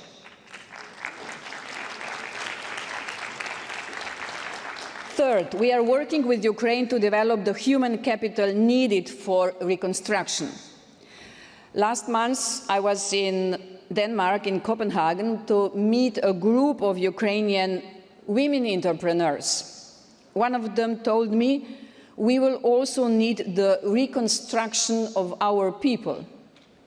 Veterans, victims of sexual crimes, the stolen children, mental health. We have support projects to help women, young people, veterans, and people with disabilities find their place in the labor market. One project trains internally displaced women as IT professionals. This is helping them to earn an income remotely.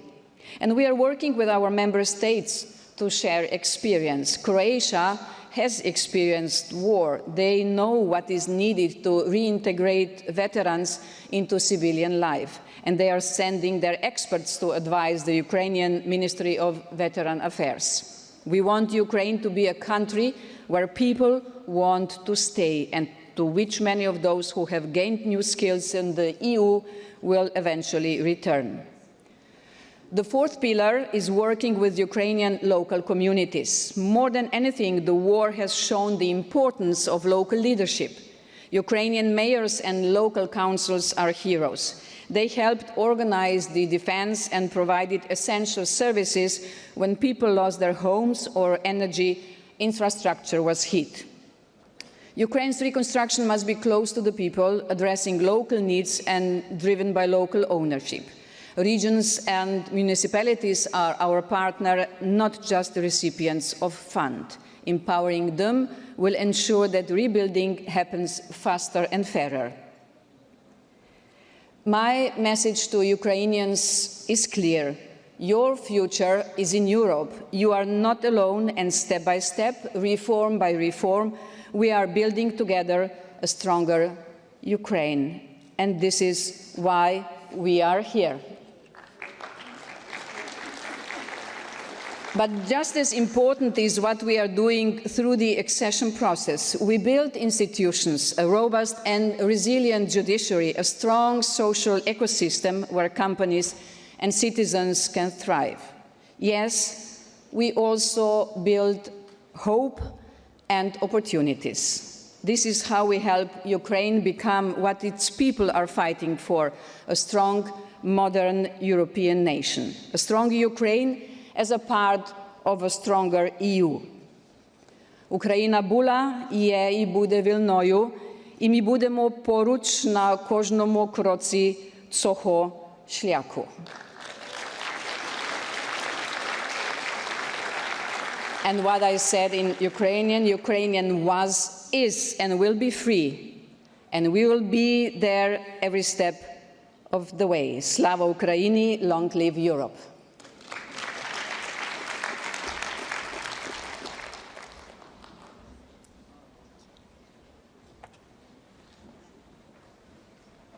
We now invite His Excellency Lars Løkke Rasmussen, Minister of Foreign Affairs of the Kingdom of Denmark.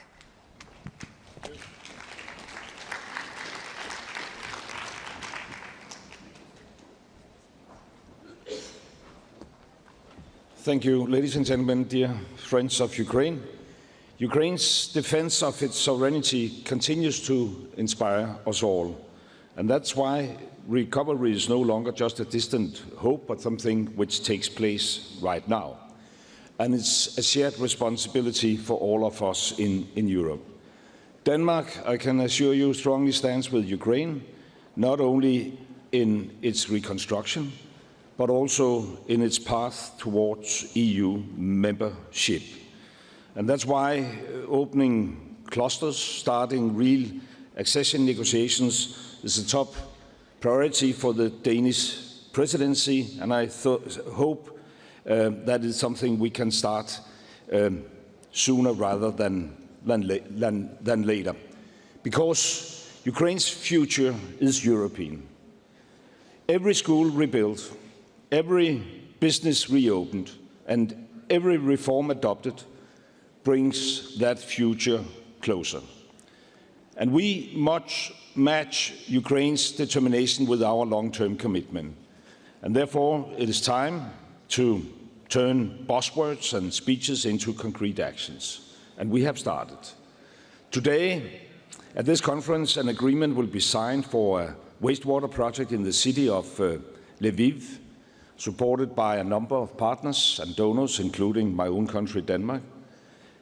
The waterways of Ukraine are interconnected with those of Northern Europe, a fact that has been well known since the time of the Vikings. So this project will not only benefit the Ukrainians, but also millions of people living in the Baltic Sea area, millions of Danes, who will be able to enjoy even cleaner water when they take a dive into the harbor of Copenhagen or anywhere else in the Baltic Sea. It is our ambition to build on this kind of common history and the values shared between Ukraine and the EU. We firmly believe that investing in Ukraine today not only benefits Ukraine, but Europe as a whole. The new Danish-Ukraine transition program stands as a testament to our support for Ukraine. It is so far, and by far, the biggest and most ambitious country program in the history of Danish development support. And in our opinion, this is the level of ambition that the situation in Ukraine calls for in all European countries. The program's vision is to enhance Ukraine's resilience and ability to deliver on the urgent basic needs of its people. and to support the green transition and improve framework conditions for private sector development, and to contribute to democratic and institutional reforms needed in Ukraine to join the EU in accordance with the Copenhagen criteria. I personally hope to kick off this new program together with my Ukrainian counterparts in Kiev immediately after the summer. But we, in the European governments, we can of course not do all this alone. So mobilizing the private sector all over Europe remains critical.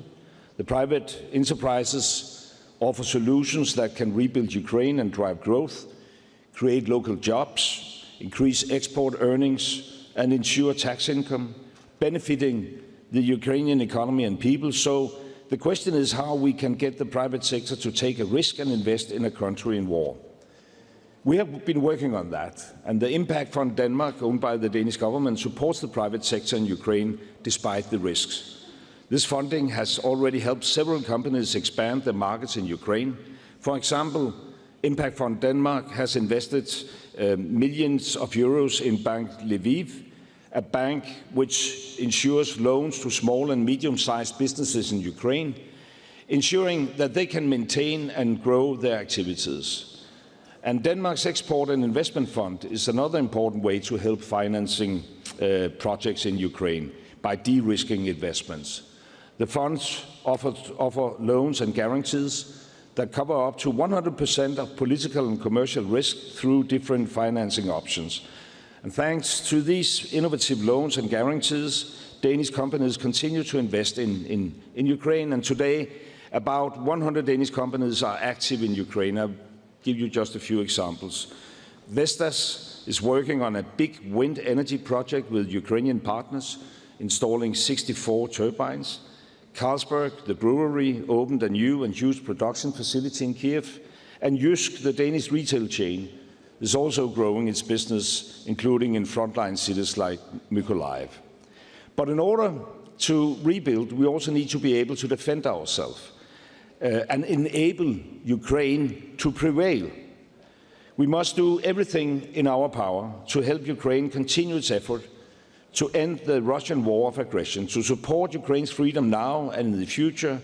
Denmark is working to ensure that Danish defense companies provide equipment and technologies to strengthen Ukraine's defense. So this is actually combining what's most needed right now, the military support, which was also needed to build up the Ukrainian society to be more prosperous, to create new jobs, so that people stay in Ukraine instead of moving otherwhere in Europe. Ukraine's fight for freedom shows how important a strong defense industry is. For far too long, Europe has been too reliant on others. Europe needs to take greater responsibility for its own security, and we are on the right track, but we need to move faster, much faster, getting the European defense industry up to speed.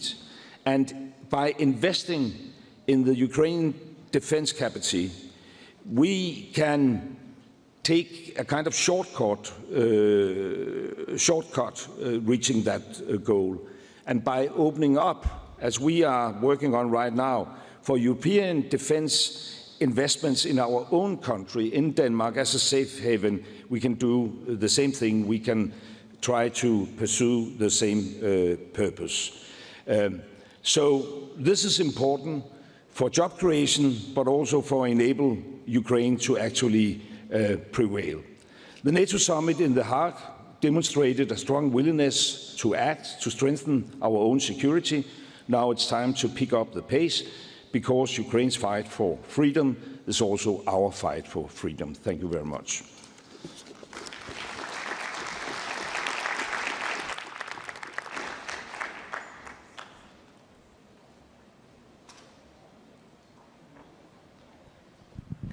We now invite His Excellency Oleksiy Kuleba, Vice Prime Minister and Minister for Community and Territories Development of Ukraine.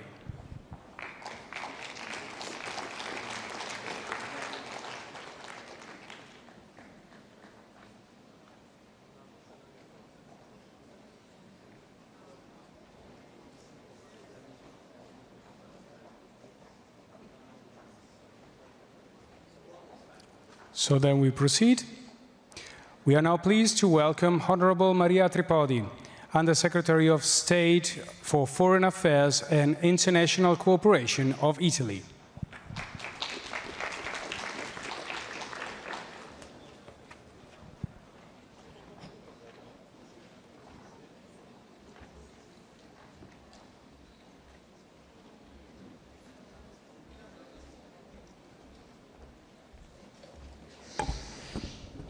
Grazie, buongiorno a tutti, caro Andrei, cara commissaria Marta Kos, cari amici, sono molto onorata di aprire questo nostro panel dedicato al Recovery Forum.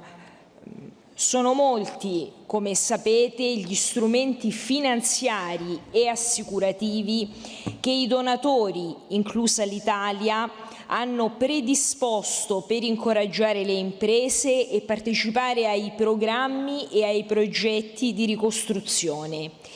In questi mesi abbiamo coinvolto le autorità locali e regionali, le istituzioni finanziarie internazionali e le banche di sviluppo.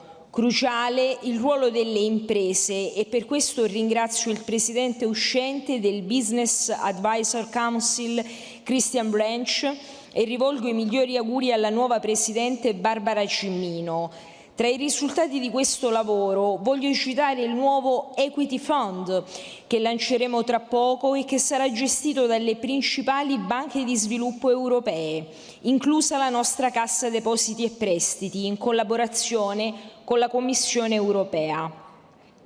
Si chiamerà European Flagship Fund for the Reconstruction e con un valore di 500 milioni di euro darà una grande scossa alla ripresa di un sistema economico dove vi è carenza di capitali privati, grazie a un forte effetto leva. Ma penso anche ad iniziative più strettamente nazionali, come la misura da 300 milioni di euro che abbiamo preparato con la nostra agenzia Simest per sostenere le imprese italiane coinvolte nella ricostruzione dell'Ucraina. A completamento del Recovery Forum abbiamo anche voluto allestire una grande fiera imprenditoriale con gli stand di moltissime aziende ucraine, italiane e internazionali. Questo permetterà ai rappresentanti dei governi locali, alle piccole e medie imprese e ai grandi gruppi di presentarsi e stabilire contatti, oltre a cogliere opportunità commerciali. Questa conferenza, come sapete, è il più grande appuntamento annuale dedicato all'Ucraina e al suo popolo che da più di 3 anni resiste con tenacia alla guerra. Con questo appuntamento vogliamo ribadire una volta di più la vicinanza all'Ucraina e il nostro continuo impegno per una pace giusta e duratura che non può e non deve essere la resa di Kiev. Quello dell'Italia è un forte messaggio di unità in Europa e nel campo occidentale. Un impegno che abbiamo diretto da subito a sostegno della popolazione ucraina e della ripresa che ha superato i 2,5 miliardi di euro. Abbiamo lavorato duramente anche in ambito G7 lo scorso anno, favorendo l'accordo sul prestito da 50 miliardi di dollari garantito dagli asset russi congelati.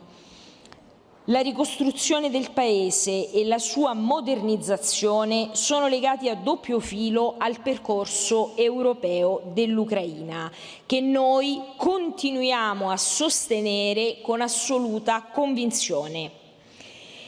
Le riforme hanno in questo un ruolo chiave, è stato già fatto molto e incoraggiamo gli amici ucraini a proseguire.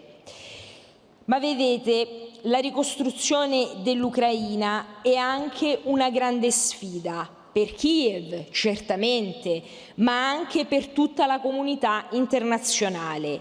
Ed è una grande opportunità per la crescita del suo e dei nostri sistemi produttivi. Una occasione che dobbiamo dimostrare di saper cogliere anche nella dimensione dell'industria strategica, che per la prima volta abbiamo voluto aggiungere ai lavori. La risposta delle imprese ci incoraggia, siamo pronti. Il successo di questa conferenza si misurerà in termini anche di investimenti, contratti e progetti, come hanno ben evidenziato prima di me sia il Presidente del Consiglio Giorgia Meloni che il Ministro degli Affari Esteri Antonio Tajani. Ringrazio ancora una volta le imprese e le banche di sviluppo, nonché le organizzazioni internazionali per il contributo che daranno alla mobilitazione dei capitali privati. Contate sempre, cari amici, sul continuo sostegno del governo italiano per la pace e per la crescita. Vi ringrazio e vi auguro buon lavoro.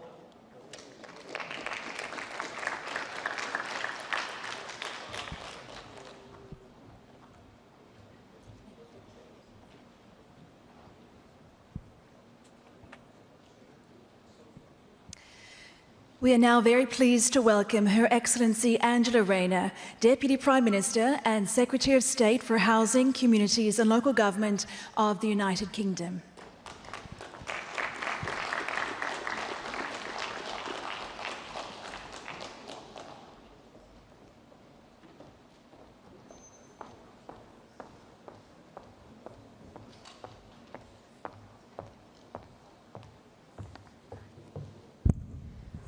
Hello, thank you. It's a pleasure to be with you today this afternoon, and thank you to Prime Minister Meloni and her team for hosting this vitally important conference this week.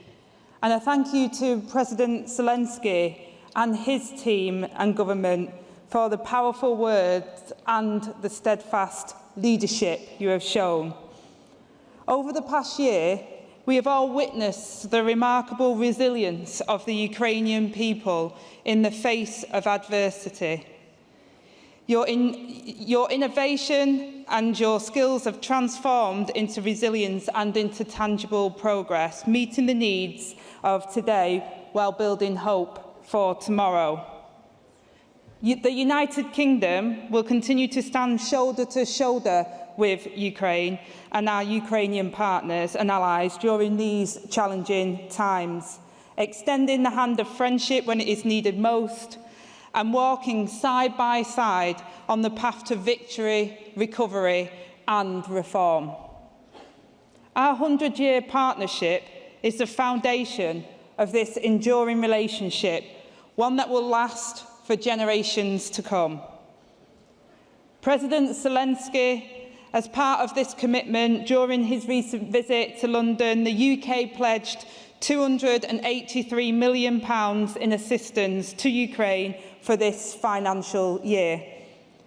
This will go towards meeting your humanitarian needs, energy security, stabilisation, reform, recovery and reconstruction.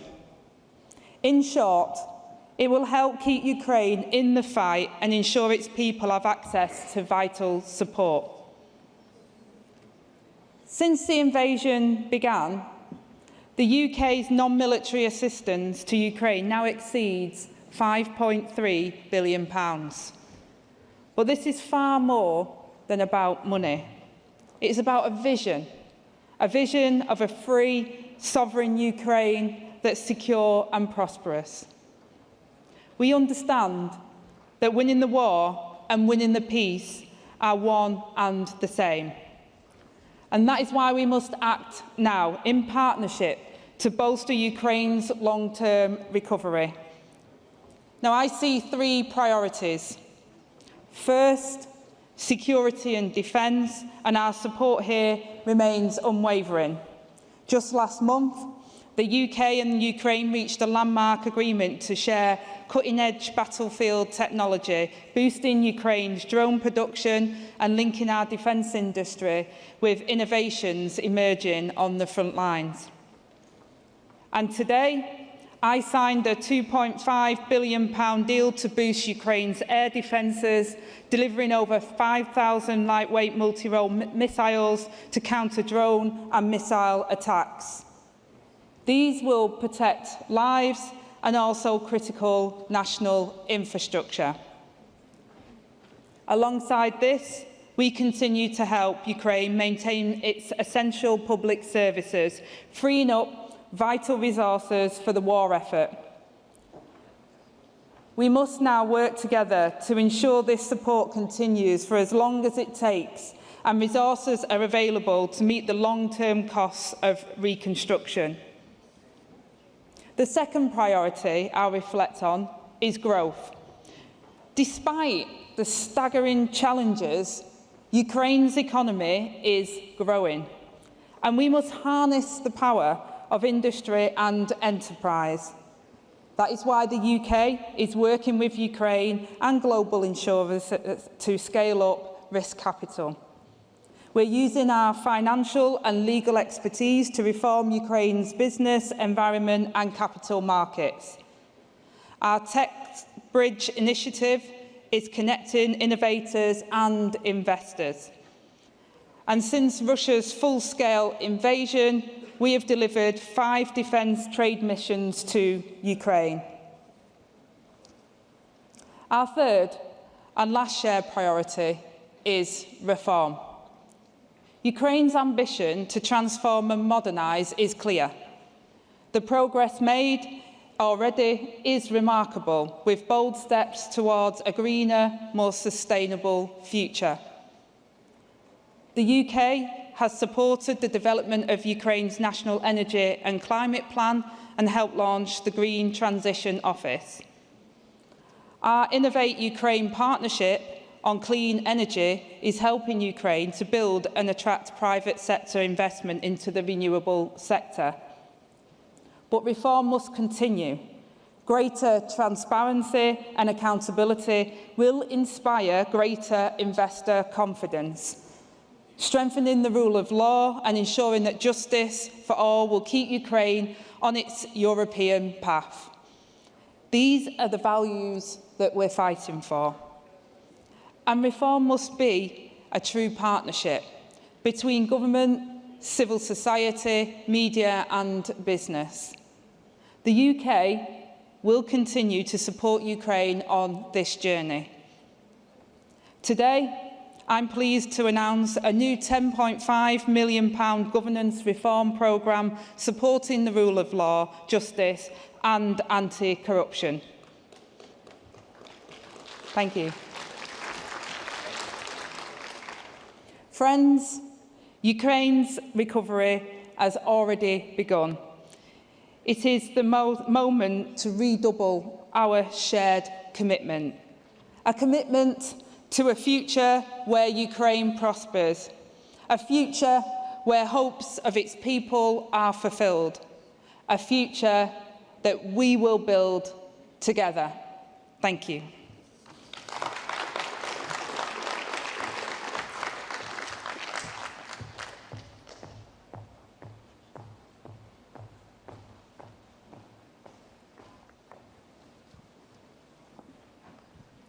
We now invite His Excellency Oleksiy Kuleba, Vice Prime Minister and Minister for Community and Territories Development of Ukraine.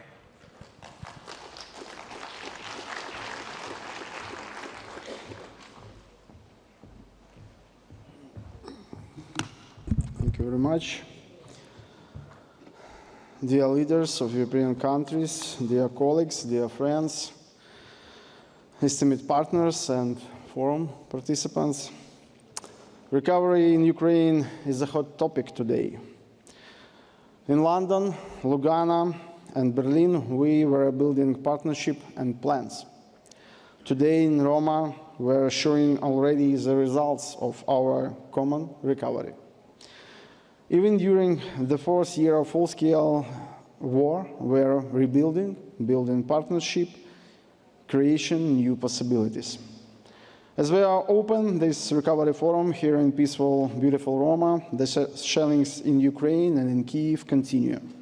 Today was another awful night with a high number of Russian drones and missiles, but with the sunlight, the repair works have begun.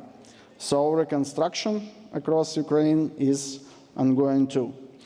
The video that you are about to see today capture this progress, yes, in real time. While installing one of the camera, our production team was caught in a missile strike on port infrastructure. They survived, but 2 port workers did not. This is the daily context in which Ukrainians rebuild under constant threat, yet with unwavering determination. There are over 300,000 damaged objects in Ukraine, and every single day brings new losses, with frontline regions accounting for 17% of the destruction. With destruction at such a scale and frequency, we cannot afford to wait for a ceasefire. That is why we are rebuilding despite the attacks. At this recovery conference, we are not just talking about damages, we are showing results. For example, in Kyiv region, we have restored and rebuilt 75% of damaged objects. There were more than 30,000 items, ranging from residential and social infrastructure to bridges and roads, destroyed, and together with you, with your assistance and help, we rebuilt 75% of them. At the beginning of the full-scale invasion, Russia... And thank you, moreover, Volodymyr and all the colleagues that are here in Rome taking place to this conference. I'm obviously particularly pleased that we take part in this meeting together with Volodymyr and the leaders who are attending to the Ukraine Recovery Conference in Rome. I think it is the numbers of this conference show better than anything else the commitment we all share, not only about achieving peace, but about a future for Ukraine. It's a future of peace, stability, sovereignty. Well, the group has long been discussing our shared commitment to ensuring Ukraine a perspective of peace and security. I believe, obviously, that the Ukraine Recovery Conference is part of this work that we do together, the work that we are doing to enable Kyiv to restart economically and to rebuild what has been destroyed by more than 3 years of senseless war is an integral part of the efforts that we discuss in this table. It is a long-term investment in a future of peace, stability, security, sovereignty, prosperity.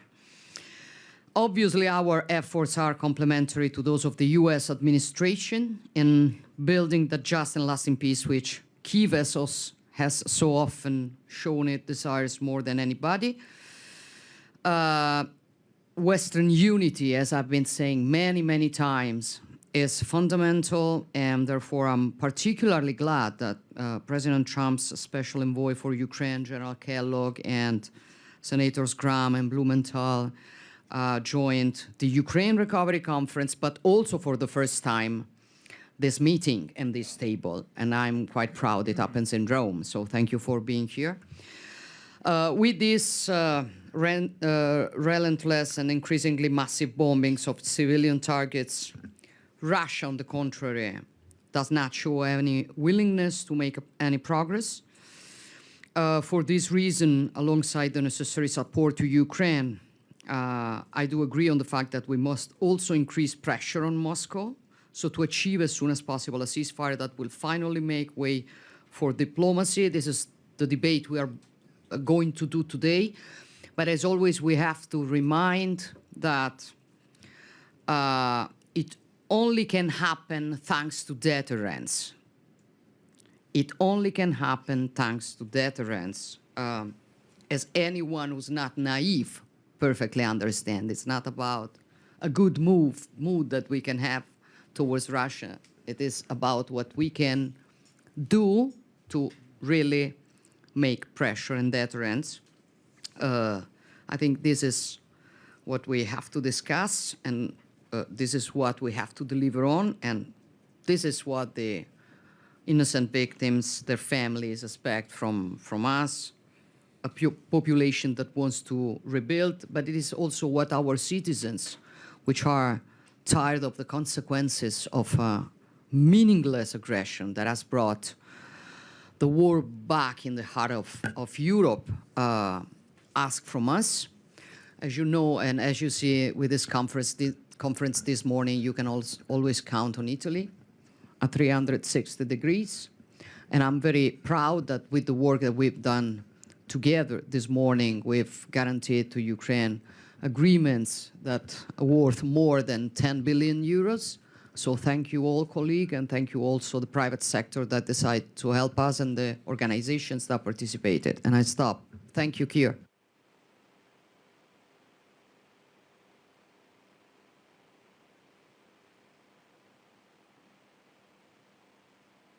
Keir, we don't hear you. Thank you very much, okay. Georgia. Okay. Yeah, thank you very much, Georgia. I was saying, can we bring in Vladimir, who is there right by your side? So, Vladimir, the floor is yours. Thank you so much, dear friends. I'm glad to see you all, of course. Keir, Emmanuel, you're in London today. Georgia, thank you for hosting the coalition in Rome. Thank you so much. And for the conference, for organizing this conference, thank you very much. General Kellogg, Sanders, Graham, and Blumenthal, thank you so much. Georgia already said about it. That's it's so great that you joined this format, and the first time, thanks to President Trump, and his signals are very, very important, and we count on it. And I'm sure that in the future we will develop the coalition of the willings together, and this is important. We are now, dear friends, in the middle of the year, and the first half has made many things clear. It's now obvious to all partners that Russia is blocking all peace efforts, and it was Putin who rejected the ceasefire proposal, including one brought by the United States.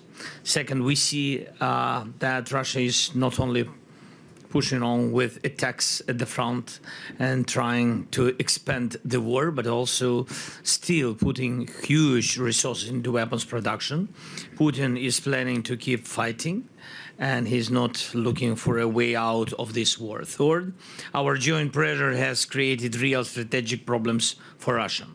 Sanctions are working, and thank you very much. Thanks for all the packages of European Union. Thank you, Antonio. Thank you, Ursula, very much for this.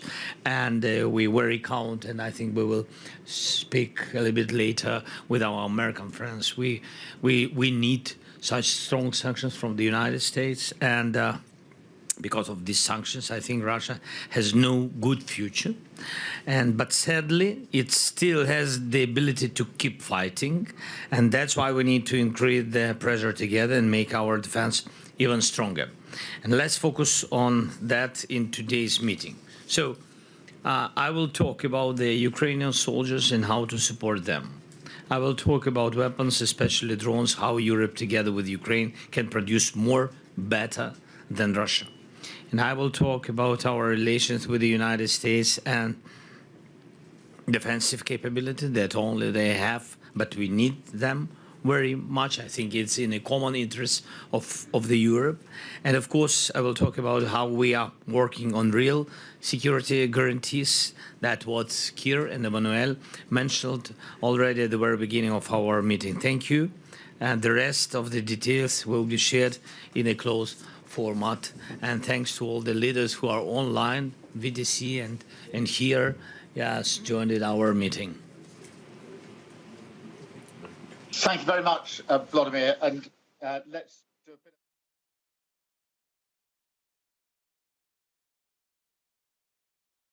Thank you very much.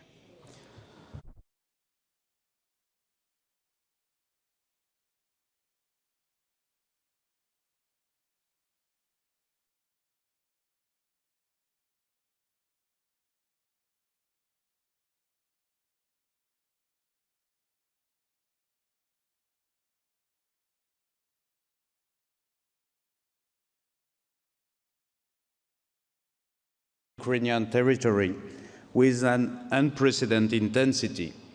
It is crucial, more than ever, to showcase our unwavering support to Ukraine. It is crucial to show that we stand with its people.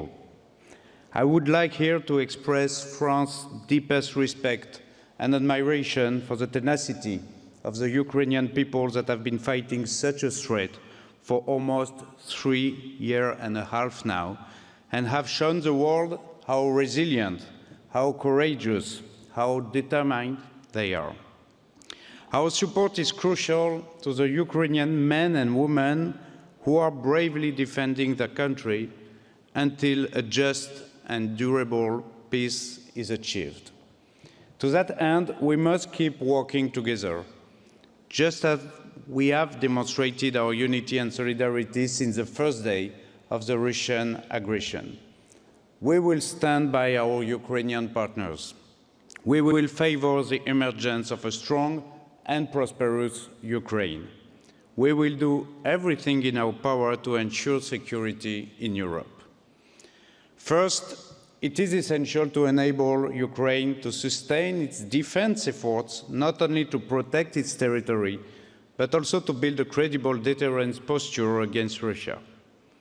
This is why President Macron announced last March a new military aid package. France is also committed to maximizing the pressure against Russia, as it clearly refuses to engage in a credible ceasefire and peace negotiations. The EU 18 sanctions package, the most ambitious since 2022, is an illustration of our collective efforts in this perspective. I repeat it again today. We will stand with Ukraine for as long as it takes. In 2025, our European support will reach an historical amount of more than 30 billion euros. In 2026, the Ukrainian facility of the EU will continue, along with our other partners, to cover Ukraine's financing needs. Second, and this is of course an important topic today, reconstruction. Rebuilding the infrastructure, the economy, is indeed a challenge. France has already been involved in that process through our 2024 Ukrainian Infrastructure Support Fund, thanks to which many projects in many sectors, such as energy, health, or water, already participate to the global movement of supporting Ukrainian people over the long term. I can already announce that we intend to launch another support fund this month. And for the enormous needs of the reconstruction, the European level is also key, and I'm very glad that the President of the Commission, Ursula von der Leyen, announced this morning the private equity fund. Our objective is to enable a swift recovery and long-term reconstruction of Ukraine, which also goes through economic development and EU accession. Thanks to EU funding, our French agencies, and in a genuine Team Europe spirit, will be able to carry out reconstruction actions around 3 priority pillars: Ukrainian cities and region, civil society, and the private sector. Finally, I would like to highlight the importance of the reform agenda, not only to build Ukraine's European future, but also to attract investors and private companies. As one of the first foreign employers in Ukraine, France's private sector stands ready to take on the long-term challenge of Ukraine's reconstruction. All of our efforts are now concentrating in support of the same objective. Recovery and rebuilding of Ukraine is not only a material matter, it is another step on the path to a free, a secure, and a prosperous Ukraine. Thank you.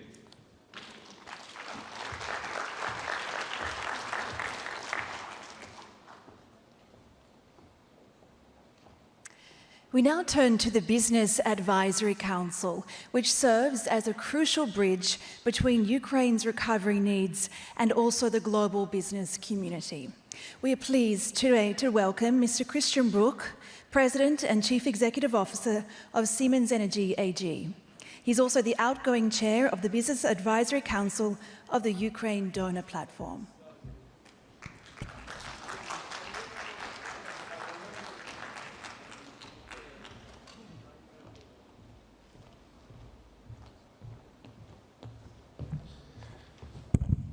Excellencies, ladies and gentlemen, thank you very much for having me, and good afternoon.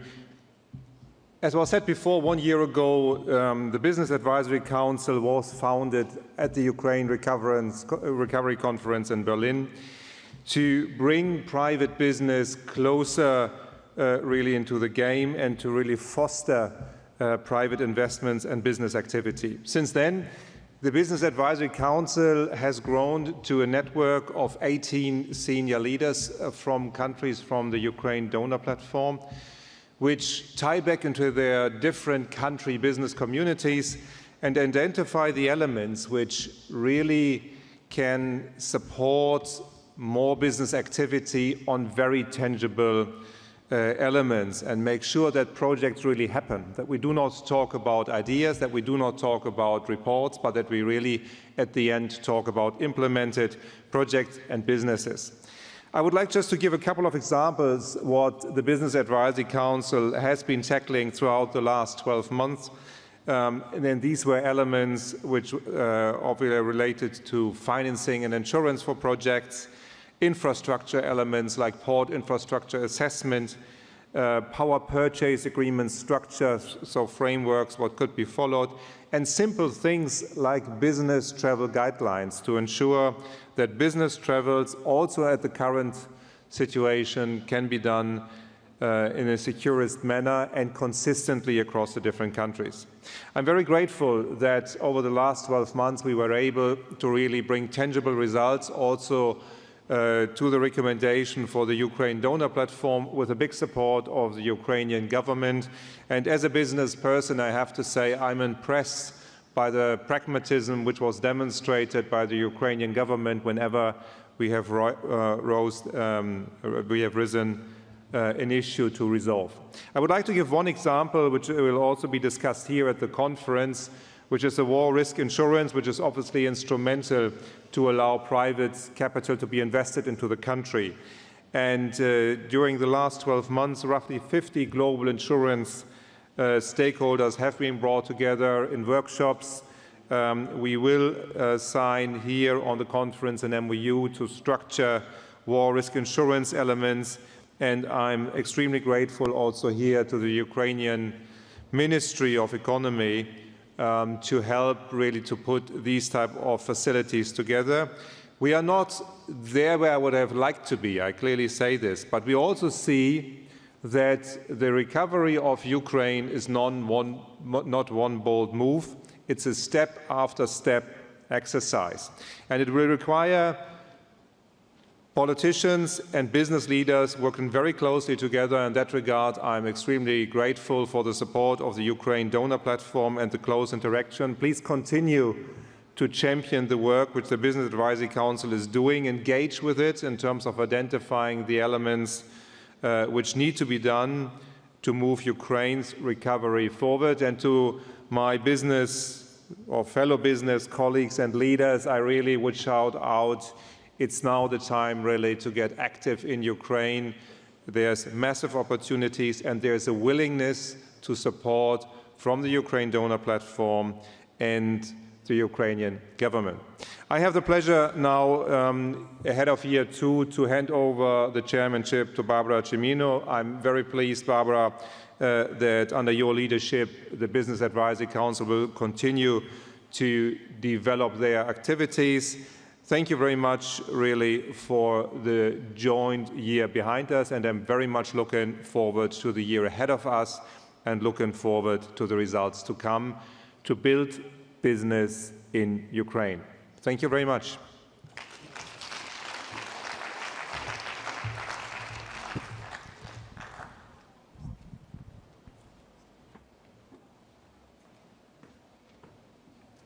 We are now pleased to welcome Mrs. Barbara Cimino, Vice President of Confindustria and incoming Chair of the Business Advisory Council.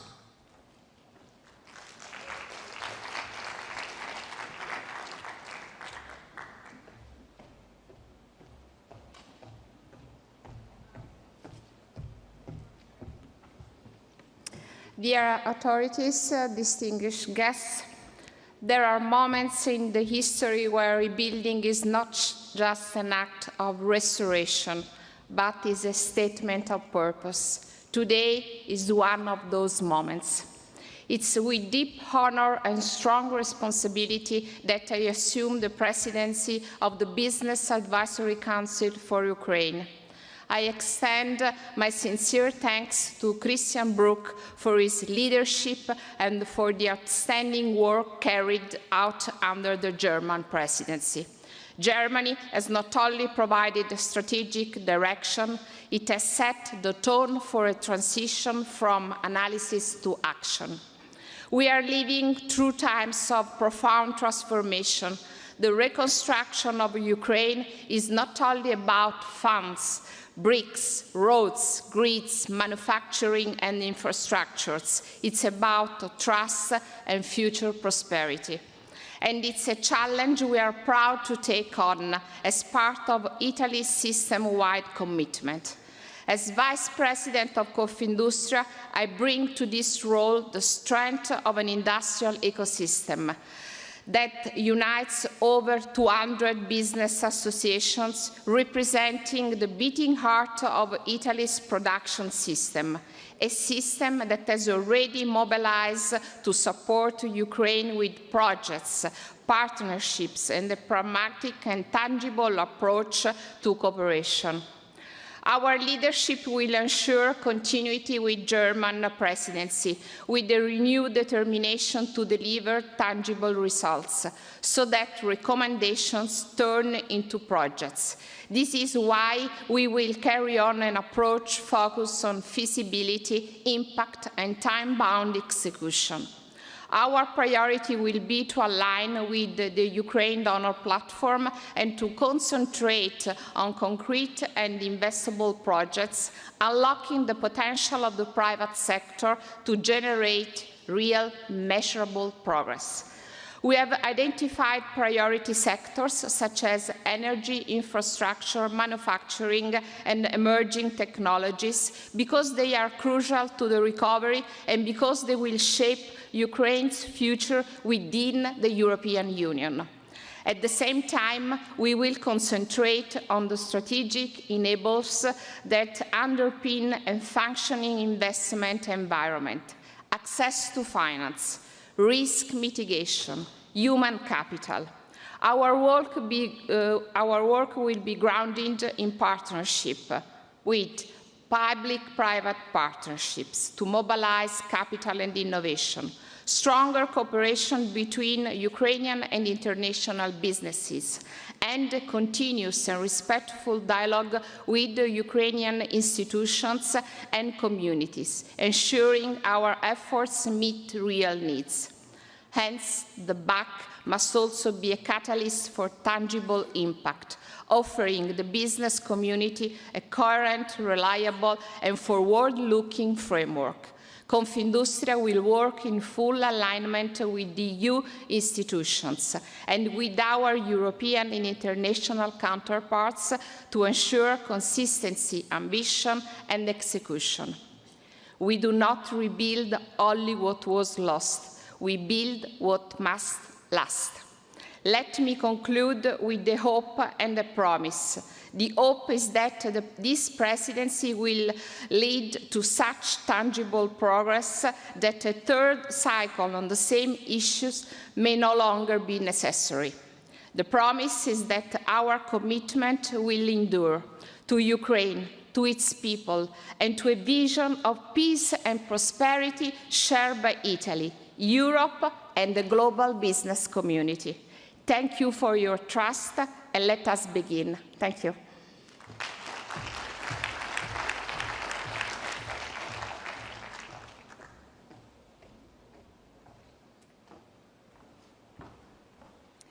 We now invite His Excellency Matthias Cormann, Secretary-General of the Organisation for Economic Cooperation and Development.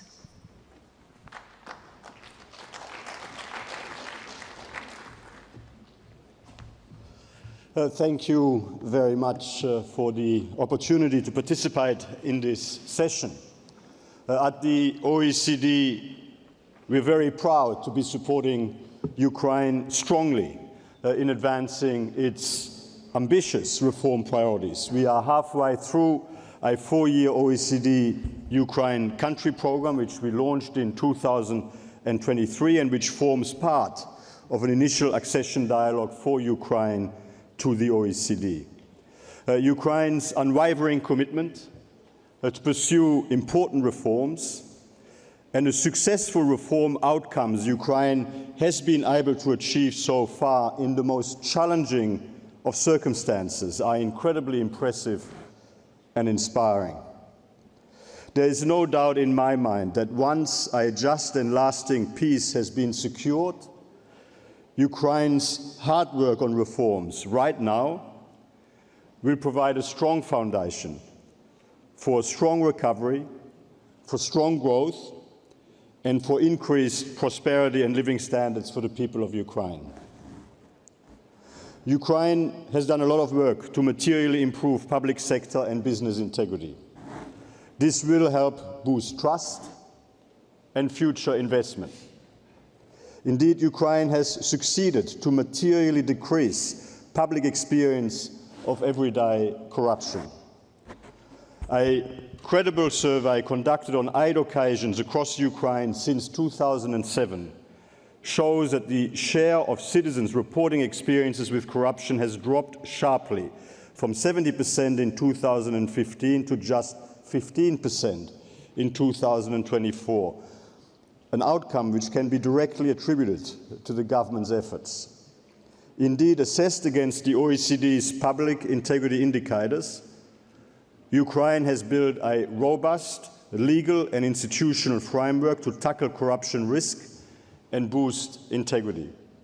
In fact, the quality of Ukraine's legal and institutional integrity arrangements is now above the OECD average in several key areas. Indeed, Ukraine's national anti-corruption strategy fulfills 73% of OECD criteria on the quality of its strategic framework and 80% of criteria on implementation, well above the OECD averages of 43% and 36% respectively. We have recently finalized and publicly released our integrity and anti-corruption review of Ukraine, which provides recommendations for further progress. By strengthening the government's audit and control systems, by swiftly implementing the new lobbying framework in a way which is consistent with OECD best practices, and by continuing the judicial reform momentum, including by implementing the new ethics code and whistleblower protections. More broadly, we are working with Ukraine on reforms to unlock greater competition, dynamism and productivity in the economy.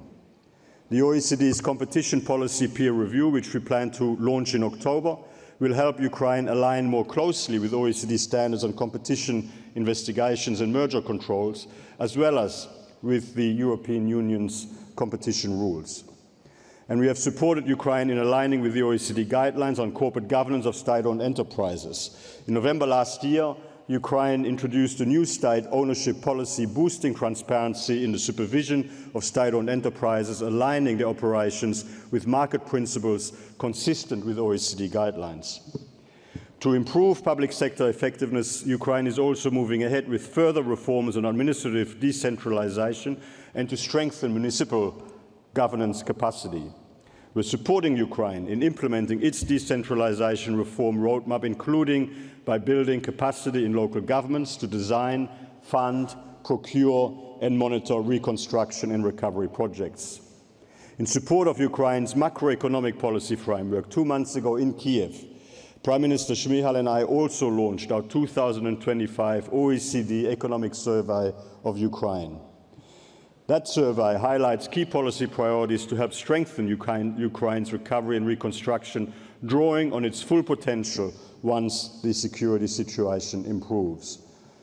improving the business environment by easing regulatory burdens and enhancing the functioning of electricity markets, strengthening public finances by increasing spending efficiency and optimizing tax collection, and importantly, addressing labour shortages by increasing incentives for the return of displaced people and by boosting women's labour market participation.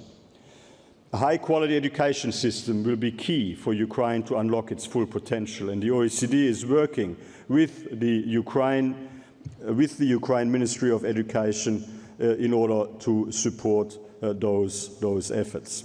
Indeed, we are working with Ukraine's Ministry of Education to design, pilot and roll out a new online tutoring system, POVIR. To measure both student and adult skills, we are very happy that Ukraine will also be participating in our Teaching and Learning International Survey, as well as our 2026 PISA assessment. The OECD will continue to work very closely with the government of Ukraine to support its reform journey, and we will continue to support reforms that help Ukraine progress its future OECD and EU membership aspirations. Today, the OECD is signing a joint statement with Ukraine on strengthening competitiveness in Ukraine and economic convergence with OECD and the European Union to support progress towards those aspirations, including through an economic convergence scoreboard to measure Ukraine's progress and identify key priorities for further actions. Our work at the OECD is fully aligned with the priorities of the EU Recovery Facility for financial assistance to Ukraine, and we will continue to coordinate closely with the government of Ukraine and all our international partners, including and in particular through the Ukraine Donor Platform, to avoid duplication of effort and to leverage our respective strengths. We look forward to continuing our work together in support of the government of Ukraine in building a prosperous, free and European future for Ukraine. Thank you very much.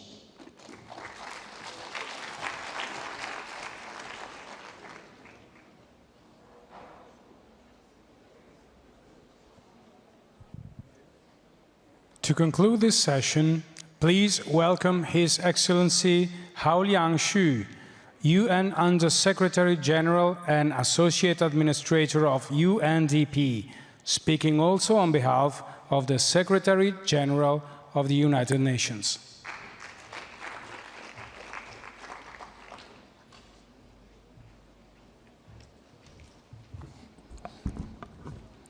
Excellencies, ladies and gentlemen, on behalf of the Secretary General of the United Nations, I thank the governments of Italy and the Ukraine for convening us today.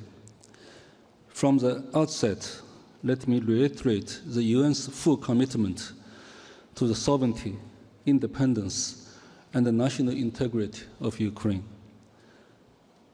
The gathering affirms our unwavering pledge to a future where peace defines the lives of the Ukrainian people.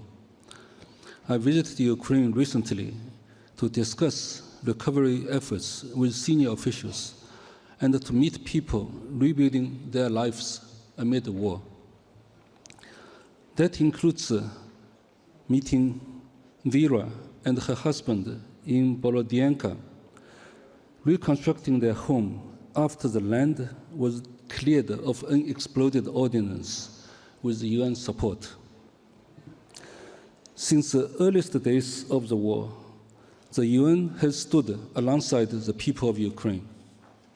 In 2024, over 20 UN agencies delivered coordinated humanitarian recovery and development support.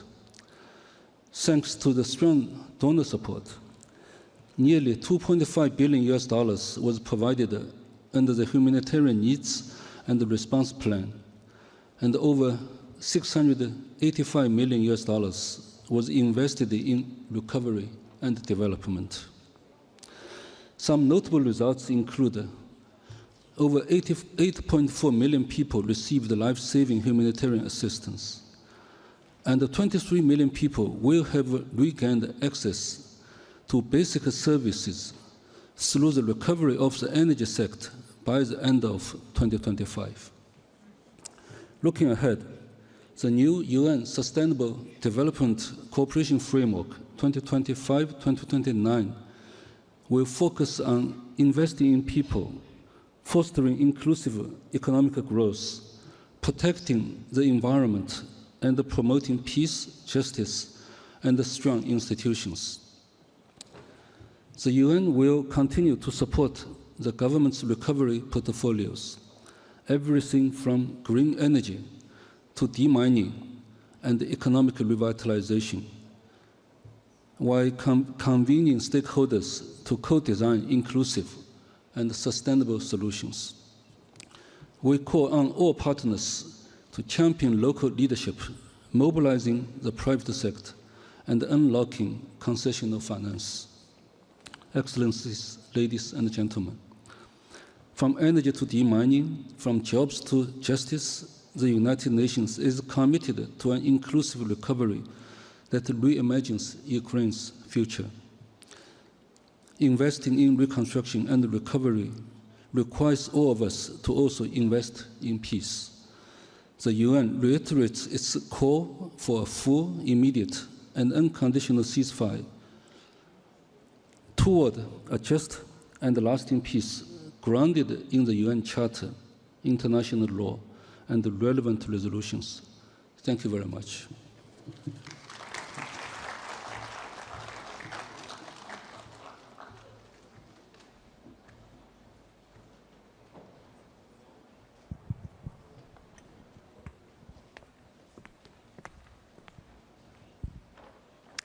With this, we conclude the opening segment of the Recovery Forum. The voices we have heard representing national governments, European institutions, and the business community have laid the foundation for what this forum is designed to achieve: strengthening partnerships, advancing dialogue, and aligning efforts for Ukraine's recovery.